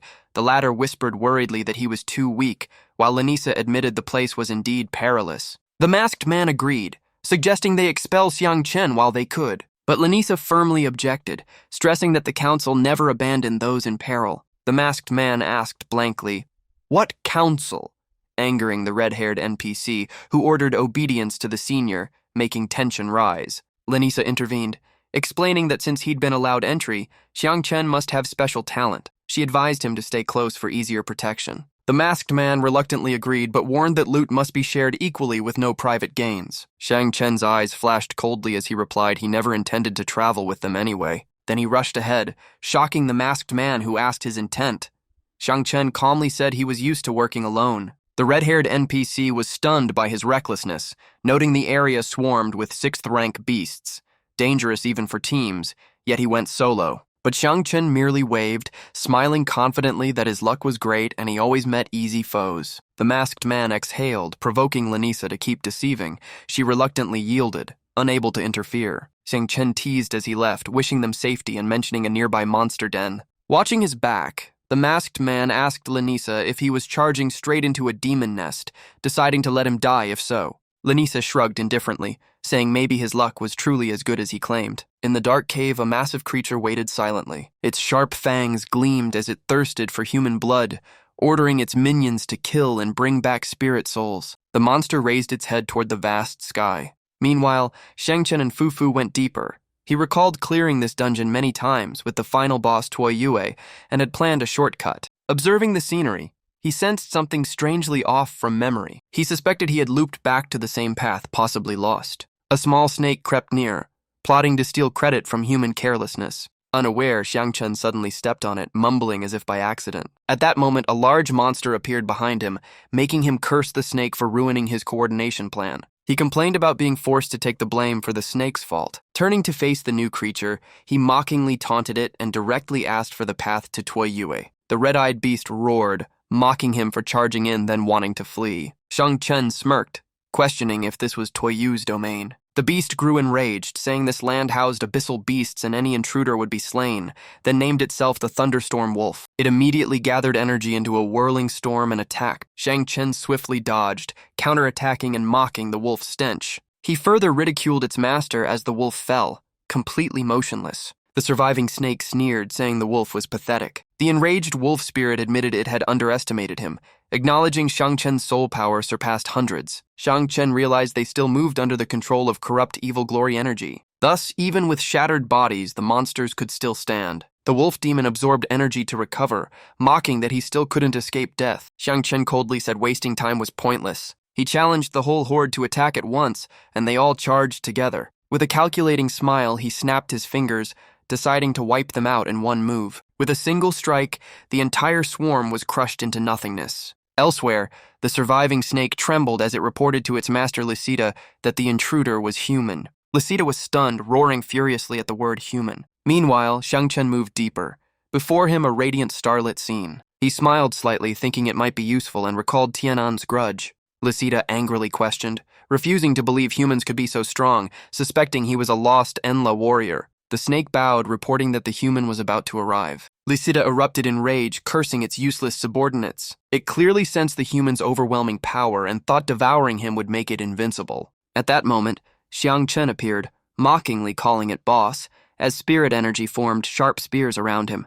Enraged, Lisita roared, demanding the name of the one who dared challenge it. Jang Chen lost patience, shouting back that it talked too much. He unleashed a rain of icy spears at Lisita, sneering that weak foes weren't worth the reward. Through the smoke, Lisita suddenly lunged, claws slashing the air, shouting that countless strong humans had fallen to it. It roared, confident no one could resist its limitless power. Jang Chen stood calmly with folded arms. eyes cold as ice. Lucida snarled provocatively, eager to see how long he could last. After watching long enough, Jang Chen mocked it as nothing but an overfed sandbag and wanted a bigger one. He gathered spirit energy, firing a barrage of dazzling spears down upon the foe. After the assault, he stood tall, eyes radiating frost. Lucida hit hard, trembled in fear, realizing those weapons could destroy souls, and gasped in disbelief. Not letting it recover, Jang Chen drew his sword and charged, shouting to strike. He flashed forward like lightning, his blade slicing the enemy clean in half. The foe vanished, but he still sensed lingering remnants of its soul behind him.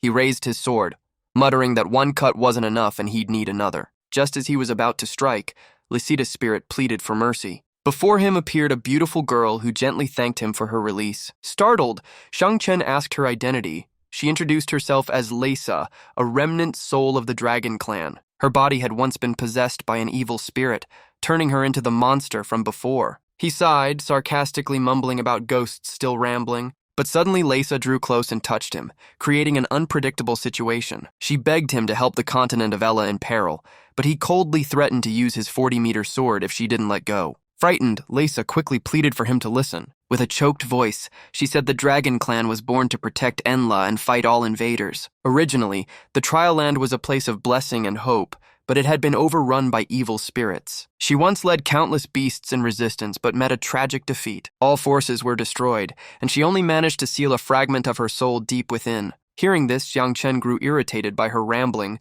shouting for her to get to the point.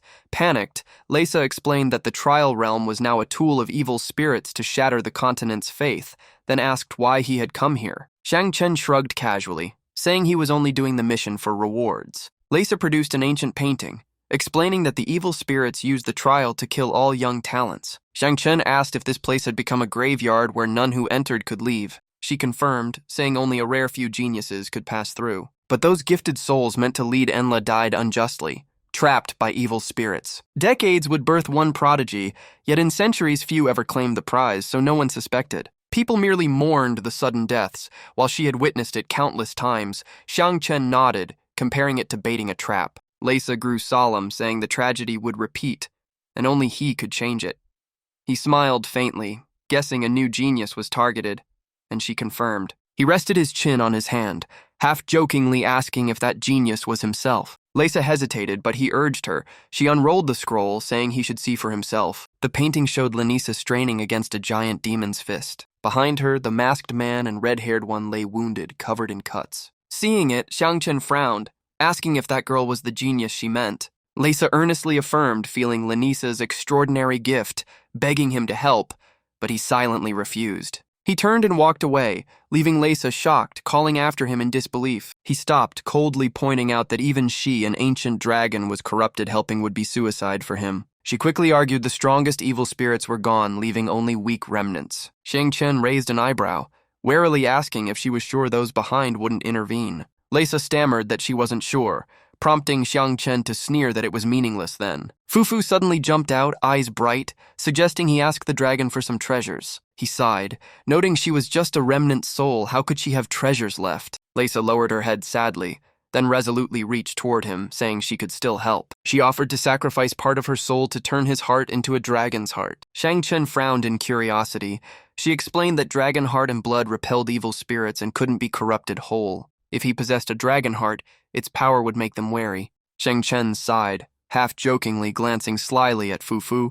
Leisa trembled, then agreed to proceed. She dissolved into a glowing ethereal orb floating before him. In another battlefield, Lenisa struggled to defend, muttering about the monster's unbreakable defense. The purple-haired NPC was blasted away, bleeding and furious that her spells kept failing. The masked man raised his staff, shouting as he charged to save their leader. In a desperate moment, he gathered strength and struck the monster hard. Lenisa cornered, hesitated between unleashing her ultimate move or seeking another way. The monster suddenly shifted focus, its savage gaze locking on the red-haired girl. She screamed in terror for help, completely panicked. Seeing it, Lenisa rushed in without hesitation, her spirit power flaring brilliantly. She blocked the monster's massive hand, shouting she wouldn't let her comrade be harmed. The red-haired NPC called out emotionally to her leader, but Lenisa stayed calm, reassuring her before ordering a retreat so she could bear the fight. The monster roared thunderously, lunging at terrifying speed. Lanisa quickly calculates, realizing there's only one chance to end it. She raises her hand, summons a spirit orb, and calls upon the power of Shishinjen. Like a storm, she charges forward and slashes. A blinding light bursts. The divine order splits the beast in two. The masked man and the purple-haired girl gasp, wondering if she's truly the big sister. The main character coldly urges everyone to leave right after finishing. However, the monster's body quickly regenerates. The wounds vanish. She's shocked as her life force is absorbed by it. With more strength, the beast attacks the big sister directly. She staggers, despairing this might be the end. Suddenly, Jang Chen appears, mocking her for causing trouble. She recognizes him and urges him to escape, saying she can still hold on. But he says nothing and directly lifts her, startling her. The monster roars and punches. He jumps away to dodge. It doesn't relent, spinning for another strike. Jang Chen glares coldly, charges at its face, and shouts for silence. White smoke rises from its head, and he smugly thinks it has yielded. He turns back and tells her to stay away to avoid harm. She warns him to be careful and wait for her recovery to fight together. He smiles confidently, saying he'll finish before she returns. Mayan faces the giant monster, enduring his wounds. He grits his teeth, foot nearly crushed, confused by its head structure. Fufu appears, explaining it's a rare surviving giant clan, shocking Jang Chen, who repeats the name. He continues, saying the giant clan, though weaker than the dragon race, were ancient beings, ancestors of humans. The monster trembles, spiritual power surging violently around it. Jang Chen growls in anger for being deceived by the dragon mother, thinking these creatures weak. He summons his sword and slashes, but its iron-like skin shakes his arm, making him curse. It retaliates furiously, throwing a massive punch at him. The two injured onlookers tremble. The red-haired NPC urges retreat. After the clash, he steps back, realizing its skin is too tough to pierce. Fufu mocks, saying compared to dragons, giants are like small fish, and this one even weaker. The big sister hesitates between fleeing or fighting, while Mayan insists on staying. He admits he wants to retreat too, but fears it's a system challenge. Leaving means losing rewards. Hearing that, the big sister resolves not to abandon her team or let Jang Chen die. She calmly considers, though not fully recovered, she can still help with speed and stamina skills. The masked man eagerly shows a magic staff he bought at a high price as support gear. He throws the staff toward Jang Chen. He catches it, feeling its weight, thinking it's weak but worth a try. Without hesitation, he strikes the monster with the staff. The masked man yells angrily, calling him foolish. The blow bounces off the monster's head like hitting solid steel. The beast reacts instantly, tail whipping toward the staff, and Jang Chen decides to use ancient tiger-slaying tactics. He dashes to provoke it, shouting for the big sister to help cut its belly. She nods in agreement. He keeps swinging the staff, drawing the monster's attention to himself. Then, seizing the moment, he slides under its belly to strike. The two spectators cheer excitedly, hoping for victory. But suddenly, the monster's long tongue wraps him up and swallows him, making him scream. The two outside are horrified, and the masked man laments the gold he spent. The big sister rushes forward, swinging her sword to make it release him. But the blade won't pierce through. She grits her teeth, unable to pull it out. The monster goes mad, raising a giant fist to strike her, making her brace for impact. But it suddenly roars in pain, body staggering. Inside, Jang Chen laughs, marveling at the power of the dragon blood within him. He admits the dragon's words were true. The energy is the giant's fatal weakness. Outside, the beast thrashes violently as if tormented to the bone. From inside, he coldly decides to end it, granting it release. A massive strike bursts from within, exploding the monster's body to pieces. Jang Chen steps out unscathed, dusts off, and casually apologizes, calling it his escape method. The big sister senses the ground shaking and orders everyone to retreat immediately. Lexa appears beside the corpse, satisfied, declaring the giant slain. He believes this victory will greatly weaken the continent's evil forces. Scene shifts to the castle, where a retainer reports to Ling Jun that the king and Grandmaster Mayan left secretly. Ling Jun solemnly confirms his father truly departed the palace. He suddenly clutches his head in pain and vomits a strange black substance.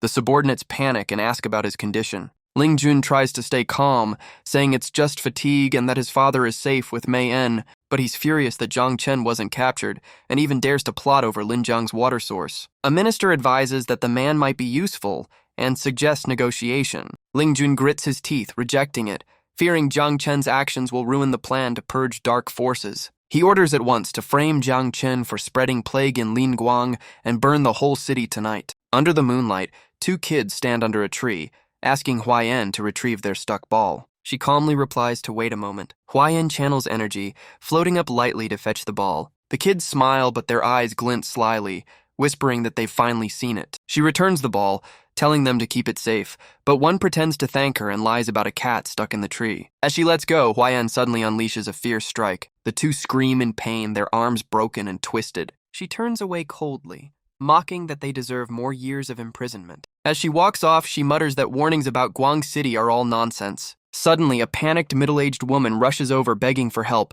making her stop and ask why. The trembling woman reports that someone is eating people nearby. On a chaotic street, soldiers desperately fight a monster, screaming in terror. One soldier bravely charges with a club to attack. The monster ignores it. The blow is as useless as wind on stone. Nearby, a mother and child hide, trembling in rubble. The child cries in fear of being eaten. The mother comforts hopelessly. Huayan appears, coldly observing and murmuring that the undead have evolved this far. The monster slowly walks toward the mother and child. Huayan grows angry and unleashes extreme gravity force, pressing it down. The immense weight pins the monster motionless to the ground. She signals the mother and child to run.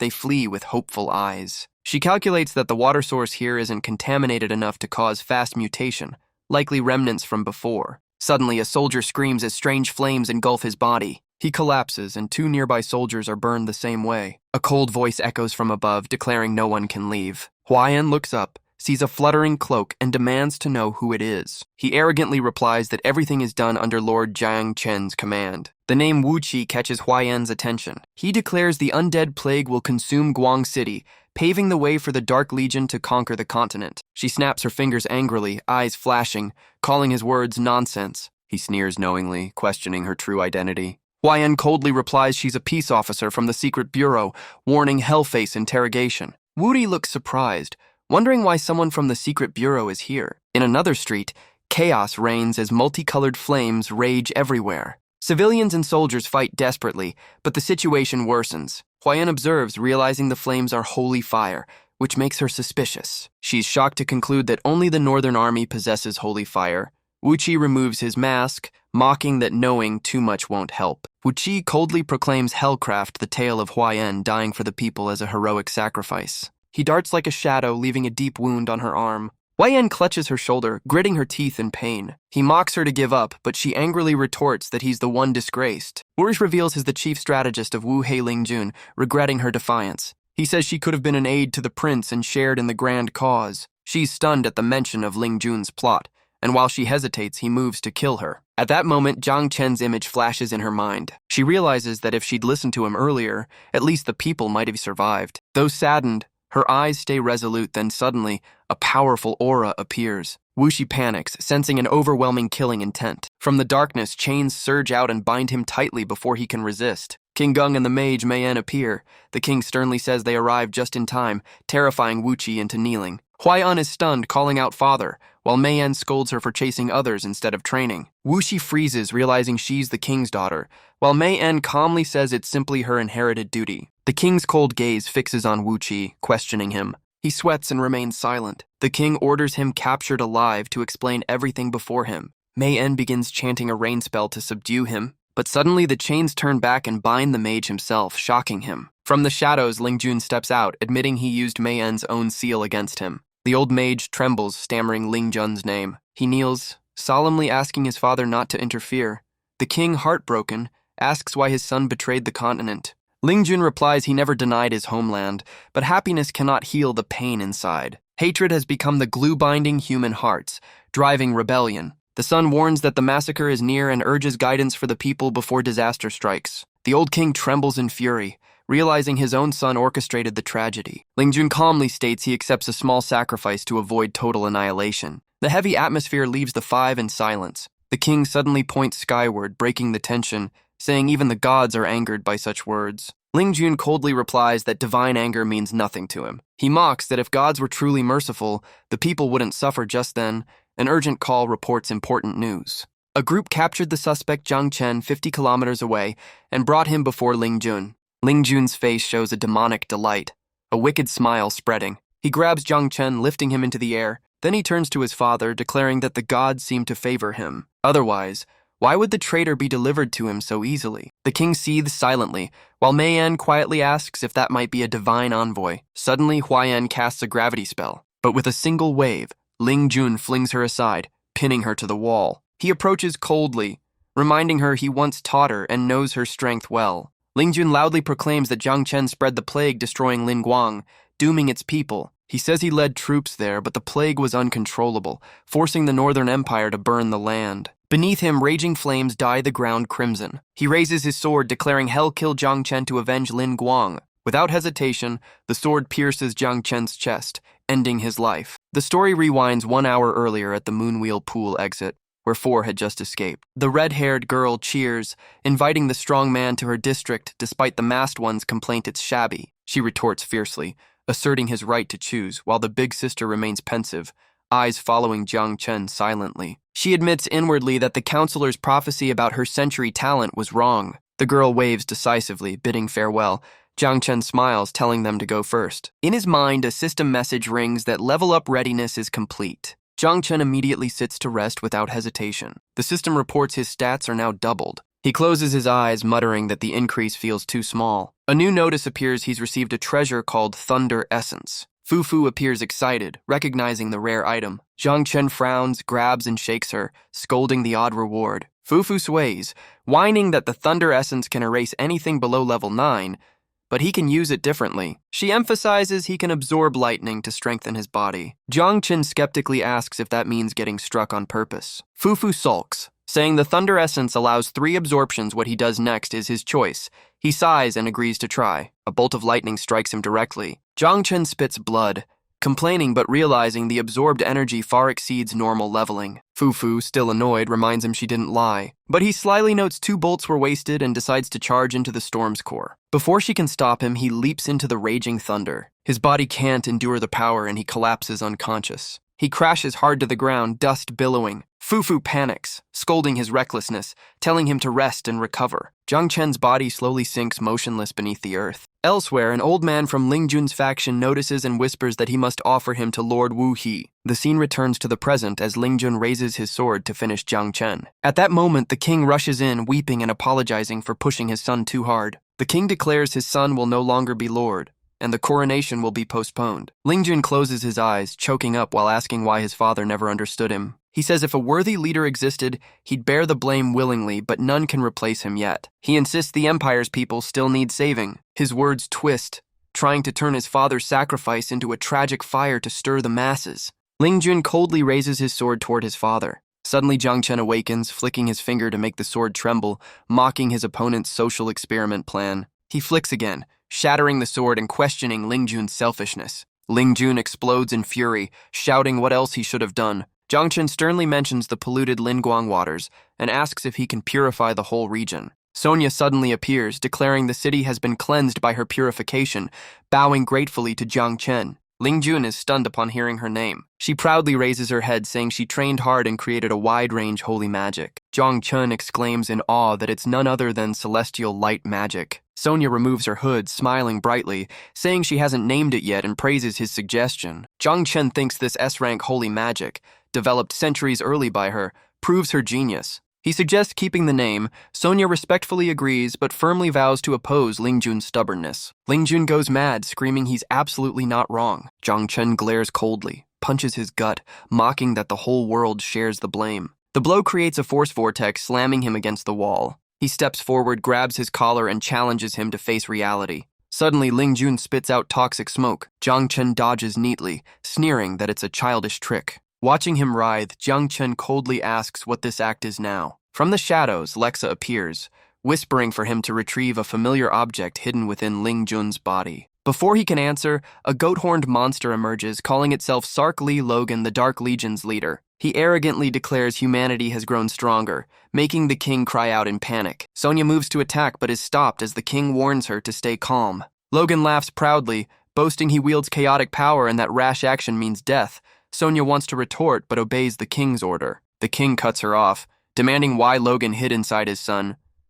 Logan mocks that the seal was a joke and controlling the prince was simple. The furious king grits his teeth, realizing his son was corrupted from the start. Logan triumphantly laments Ling Jun's stubbornness, but declares hell soon begin the dark rite across the Ella continent. Ling Jun collapses, trembling as he whispers that the dark force is himself. Luo Qiang gasps when Jang Chen silently appears beside him, coldly demanding what he stole. Before he can react, Jang Chen unleashes power straight at him, making him scream. Jang Chen smirks and shouts to crush everything. A giant dragon's shadow manifests, shattering Luo Chang, who only cries ancient dragon power before vanishing. Everyone stands frozen in terror. Jang Chen lands and mutters that the foe was too weak. The king suddenly calls him a divine envoy, leaving him confused who's being referred to. The king explains it was merely Logan's avatar. His true body cannot descend or catastrophe would follow. Jang Chen, still confused, mutters about the avatar while the king gratefully thanks him for saving countless lives. Sonya worriedly reports that dark energy remains,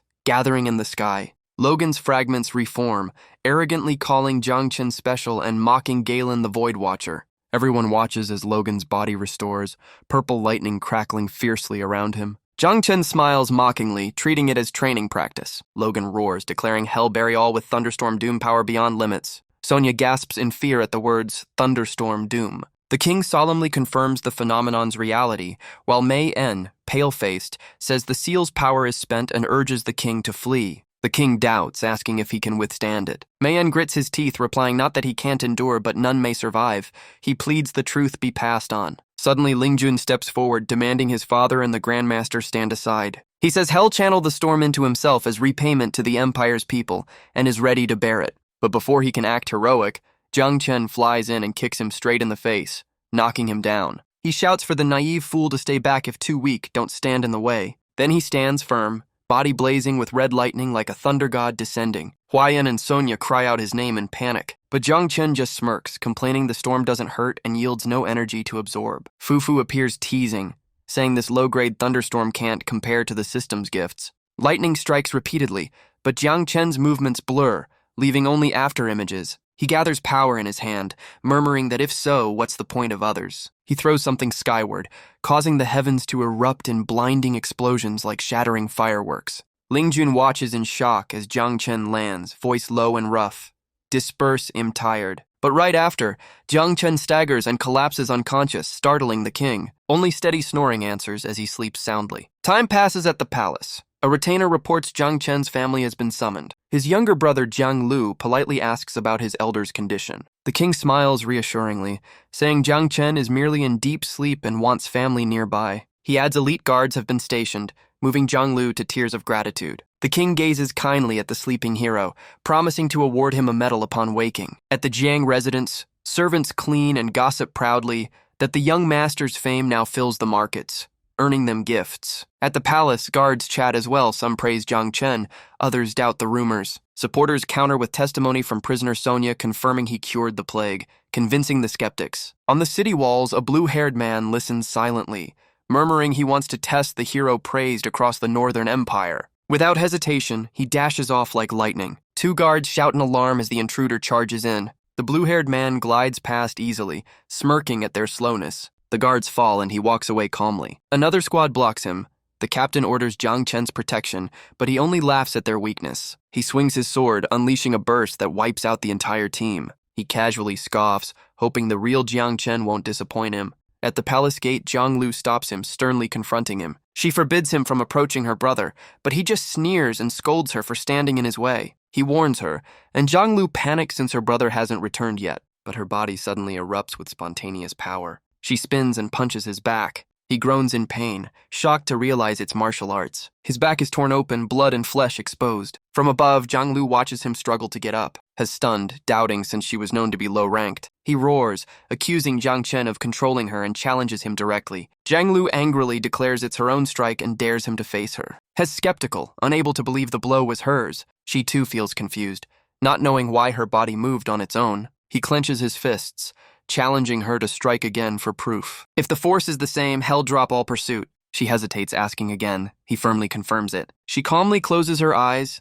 accepts, and prepares to strike. He schemes, suspecting Jang Chen might be secretly empowering her. He resolves to watch carefully to locate him. But she suddenly unleashes a powerful punch, slamming him into the stone wall. He panics, finding no trace of spirit energy. Janglu coldly reminds him that he was the one who asked her to strike. He freezes, then sneers, claiming it's an invisible ancient art mixed with stealth surely Jang Chen's doing. He steps forward with a sharp glare. Janglu grows uneasy, fearing he's not done. He shouts for her to attack again, determined to capture her like prey. But Janglu doesn't hesitate and punches him straight in the face. The iron-heavy blow sends him crashing into an old tree. He gasps weakly, bewildered since all signs show she truly acted alone. She frowns mockingly, asking if he overdosed on drugs. Despite his wounds, his eyes burn as he yells for another round. Janglu, irritated, feels the situation getting stranger. He closes in, voice hard, blocking her path. He declares she won't leave until she proves the strike, insisting on verifying it himself. Janglu grows angry, glaring coldly at him. She channels power into her fist,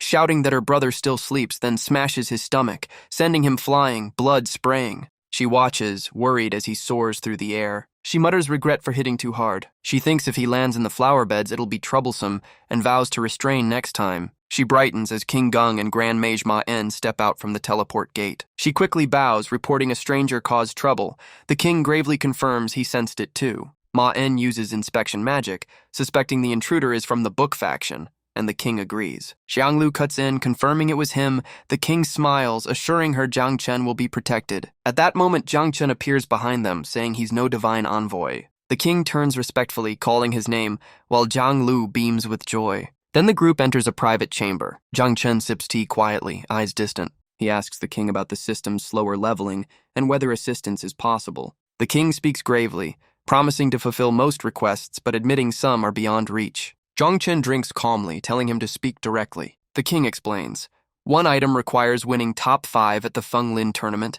Another must be gathered at a rare natural moment. Mayan adds that the hardest part is the two events never coincide, forcing a choice. Jang Chen nods, thinking that means waiting another year. He frowns, considering using a clone, but fears losing something more precious than bone essence. He asked about the tournament's difficulty, and the king seriously replied it was for youths, with recent champions only at the 7th peak. Jang Chen smiled mischievously, said it was nothing to worry about, then excused himself to go home. Mayan quickly offered help, and he nodded in acceptance. The scene shifted to a peaceful countryside as he sighed in relief upon returning home. Shenglu eagerly urged him to eat, making him laugh happily. Suddenly, Fufu appeared playfully, asking if he had figured out how to get the item, and he mischievously said she was the best choice. She confidently declared she would handle it, shining brightly. He grabbed her with a smile, making Fufu panic and scream. Suddenly, he shouted a warning of assassins before she could react. Fufu sighed helplessly, complaining about being dragged into trouble again. Jang Chen unhesitatingly threw her forward, making her angrily scream to kill him. He teasingly replied that she should just die. Fufu screamed in fury, insisting she truly wanted to kill him. Xianglu watched in confusion, then noticed Fufu's small figure rushing forward. Xianglu reacted quickly, using fist techniques to land Fufu safely. She smiled gently and called her softly. Fufu angrily shouted, then vanished without a trace. Shenglu worriedly pulled toward her brother, but Jang Chen waved reassuringly. He stated that Fufu's reflexes and strength were superior. Then he looked at his sister, asking if she dared to join the tournament in his stead, though she hesitated. Before reaching the house, he smelled the delicious scent of grilled meat. Inside, servants were roasting while Fufu ate happily, praising the taste. A servant fanned the fire, smiling and telling her to eat freely. The big man nodded cheerfully, promising to bring more meat. When the siblings entered, Xiang Chen frowned suspiciously, while Xianglu rejoiced seeing Fufu safe. Immediately, the servants cheered to welcome the young master home. The burly man carried a meat sack, laughing, while the one fanning joyfully urged Fufu to eat more. She chewed and grinned brightly, claiming all of it as hers. Xiang Chen turned to the blonde man, asking about the clan, and he reported all was well, praising Xiang Chen's deeds. The big man beat his chest, claiming he had slain many demon hounds to not shame him. Xiang Chen sternly asked why demon hounds appeared. The blonde man helplessly said no one knew they were increasing. He frowned, suspecting the defiled energy legion was targeting him. The big man laughed, saying demon hound meat, when marinated, became a rare delicacy. Fufu turned pale instantly. She trembled, asking if they had made her eat filthy, poisonous beasts. Xiang Chen calmly examined the skewer and denied it. But then Ahu panicked, revealing it was actually processed, corrupt sand beast meat, shocking everyone. Fufu's face turned pale as she bent over vomiting. Xiang Chen changed the topic, calmly asking about his father and Miss Wei. The blonde man replied in surprise that his father was secluded in a cave, while Miss Wei hid in underground tunnels, hard to meet. Xiang Chen frowned, doubting who handled the beasts if both were absent. The blonde man quickly assured they would manage it. He added that although the beasts were level 6, with Xianglu's taught fist arts, they could still hold out. Xianglu happily added that seeing their enthusiasm, she had trained the whole group. Ahu eagerly claimed that even after learning a few moves, they could fight those beasts across levels. Shang Chen nodded, asking how many had joined the training. The blonde man said nearly the whole clan, while the big man took full responsibility if it failed. He calmly denied blame, Thinking the technique demanded extreme talent few could grasp, he suddenly decided to pass on the remaining part of the technique, letting skill decide progress, and said he'd lead them and his sister to Feng Lin Nation in a week. The group rejoiced, the blonde man cheered, and the big man solemnly vowed to train hard. The scene shifted to Feng Lin's bustling capital city. The blonde man marveled at its splendor, while the big man teased him for being provincial. Ahead, the Shang siblings chatted as he told her he'd register her, then head to Dongwu Selection, and she readily agreed. They stopped before the registration hall as staff called them in. Jang Chen stepped forward, presenting the identity token box for his sister. The old man behind the counter frowned, asking if the Northern Empire truly sent contestants and what their cultivation level was. Janglu hesitated, admitting she was only at the 3rd tier. The elder eyed her skeptically, asking why not her brother. Jang Chen calmly said he was only at the 2nd tier. The elder warned that entering with such power risked both failure and death, asking if they were sure. Janglu stood firm, declaring her resolve despite the danger. They were told to appear at the central arena in 3 days. Jang Chen told his sister to rest or explore for a few days, and she gladly agreed. The blonde man promised to guard the lady. Aunt Meng also voiced support before leaving first. In an instant, Jang Chen vanished, leaving the two subordinates confused. The blonde man admired his master's depth of cultivation, while his partner encouraged them to keep striving. Suddenly, a blade pressed against Xianglu's neck, startling her and the big man. A vicious group of assassins surrounded all four. One threatened them to hand over valuables or face danger. At that moment, a flash of light pierced the leader's head. The robbers collapsed.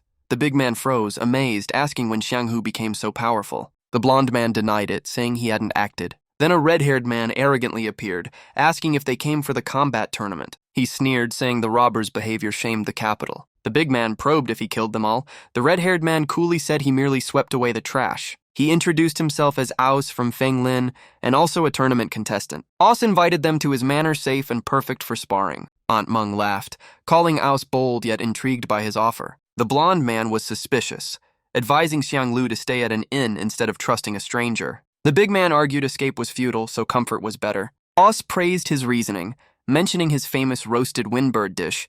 The big man boasted his house had great chefs too. The blonde man turned to ask Xianglu's opinion, and she calmly said to follow the group's choice. Aus smiled politely and led the way. Soon they stopped at a luxurious white mansion. Inside, an old man respectfully asked the blue-haired young master about his trip to the Northern Empire. The blue-haired man, once defeated by Xianglu, coldly replied that the place was full of disappointment. The elder mentioned an invitation from the August family and rumors of an impending secret realm, making the mood tense. The blue-haired man sipped coffee, confirming the secret realm appeared only once every century. The old man said this year's prize included access to that realm, forcing the Northern Empire to join.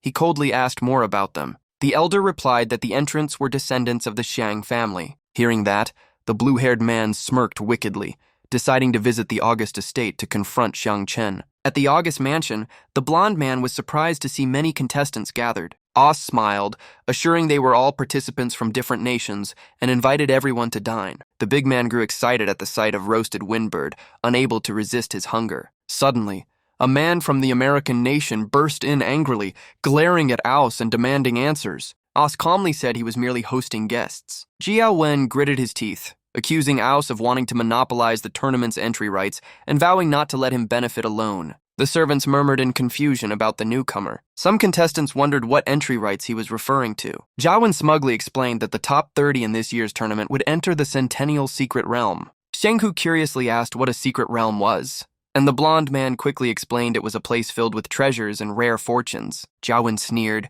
saying only the strong deserved it while the weak didn't belong there. Another contestant protested, insisting that strength alone would decide worthiness. In a flash, Jiao Wen appeared behind his opponent. The man took a crushing punch and was lifted off the ground as Jiao Wen shouted that they were all worthless. He mocked that such trash wouldn't even pass America's preliminaries and would disgrace the secret realm if ranked top 30. Aus frowned but stayed calm, urging restraint. He proposed a test. Whoever could defeat him or Jiao Wen would keep their slot. The rest must surrender theirs. The contestants grew furious, accusing Aus of betrayal, and some left in disgust. But Aus simply raised his hand calmly. Instantly, 2 flashes struck down one who resisted. The victim coughed angrily, threatening to report Aus to Fenglin Nation. Aus smirked, saying it was just a warning there were far crueler ones in the tournament. He coldly declared those unwilling should yield their slots. Those who dared could step up to fight. Witnessing that, Xiangdong burned with rage, calling Aus arrogant. He shouted and charged at Aus, determined to show the might of the Shang clan of the Northern Empire. The crowd cheered, hoping Aus would be humbled. Aus sneered, mocking that even a fifth-tier cultivator dared challenge him. He dodged easily and countered with a sharp windblade. The gust flung Xiangdong high before he crashed heavily to the ground. The nearby contestants gasped, certain Xiangdong wouldn't survive. Janglu cried out his name, while the blonde man quickly assured her it wasn't fatal. Xiangdong clutched his chest, staggering to his feet, admitting he couldn't handle Aus. He acknowledged Aus' strength, saying fighting further would ruin his path. Aus approached with a cold stare. He asked Jia Wen's opinion, making Jia Wen angry. Aus calmly replied he hadn't held back. The blonde man secretly doubted it, finding Xiangdong's endurance unbelievable. The crowd murmured in awe at the Shang clan's toughness, realizing the Northern Empire wasn't weak. Xiangdong, pale-faced, apologized to Shang Lu for worrying her, and she anxiously asked about his condition. Xiangdong forced a smile, assuring he could still stand. Otherwise, his juniors would surpass him, while the blonde man frowned, puzzled why that blow felt weaker than during sparring, yet he couldn't resist it. Xiangdong sadly admitted Aus' strike carried hidden spiritual energy one mistake could kill, so he dared not continue. The blonde man understood, eyes gleaming, deciding to test himself. He challenged Aus in his brother's stead, but was mocked as a weak fourth tier. The blonde man suddenly blurred forward, appearing behind Aus to strike first. Aus sneered, treating him like a grunt, planning to break his arm with wind skill. But instead, the blonde man swiftly grabbed Aus' collar. The crowd erupted in cheers, amazed at the hidden strength of the Zhang clan. The blonde man smirked, explaining Xiangdong's tip let him use Phase 2 power to break the hidden key, then coldly challenged again. Aus frowned in surprise, realizing his foe knew a rare continental technique. Jia Wen interrupted, suspecting Aus was faking weakness to lure opponents. He accused Aus of pretending to be weak, waiting for others to surrender their slots before turning on them. Aus grew angry, denying any restraint. He challenged Jia Wen to fight if he doubted, and Jia Wen accepted, calling him an insect. Jia Wen proudly stepped up, declaring himself the blonde man's opponent. They clashed fiercely, shaking the grand hall. Jia Wen roared in disbelief that the blonde man was still standing. Though vomiting blood, the blonde man stubbornly endured. Jia Wen shouted and unleashed his decisive blow. A thunderous punch struck down with terrifying force. The blonde man collapsed, gasping. Shang Lu ran over in panic, and he weakly said he was fine but conceded defeat. Jia Wen laughed loudly, proud of his victory. Aus frowned, mocking that such joy was ridiculous, annoying Jia Wen. He added scornfully that needing 13 punches to beat a fourth tier showed no right to boast. Jia Wen muttered angrily, finding the Xiang clan's foundation unbelievably strange. Aus approached the 4 Xiang members, apologizing softly for his rudeness. He admitted the Xiang clan's strength deserved respect. Shang Hu's eyes lit up, asking if that meant they could keep their entry slot. Aus smirked, leaving the answer open while urging them to prepare. Suddenly, several strangers hurled gleaming daggers at them. A shout rang out, warning everyone to dodge. Aus sneered coldly, praising the Shang clan as true hidden dragons and crouching tigers. Shanglu recognized them as the same troublemakers from the streets, while Shang Hu demanded if this was Aus recognition. Aus indifferently replied that if they were weak, their slots would have been taken long ago. He coldly declared that since the Shang clan had power but no backing, they must be eliminated completely.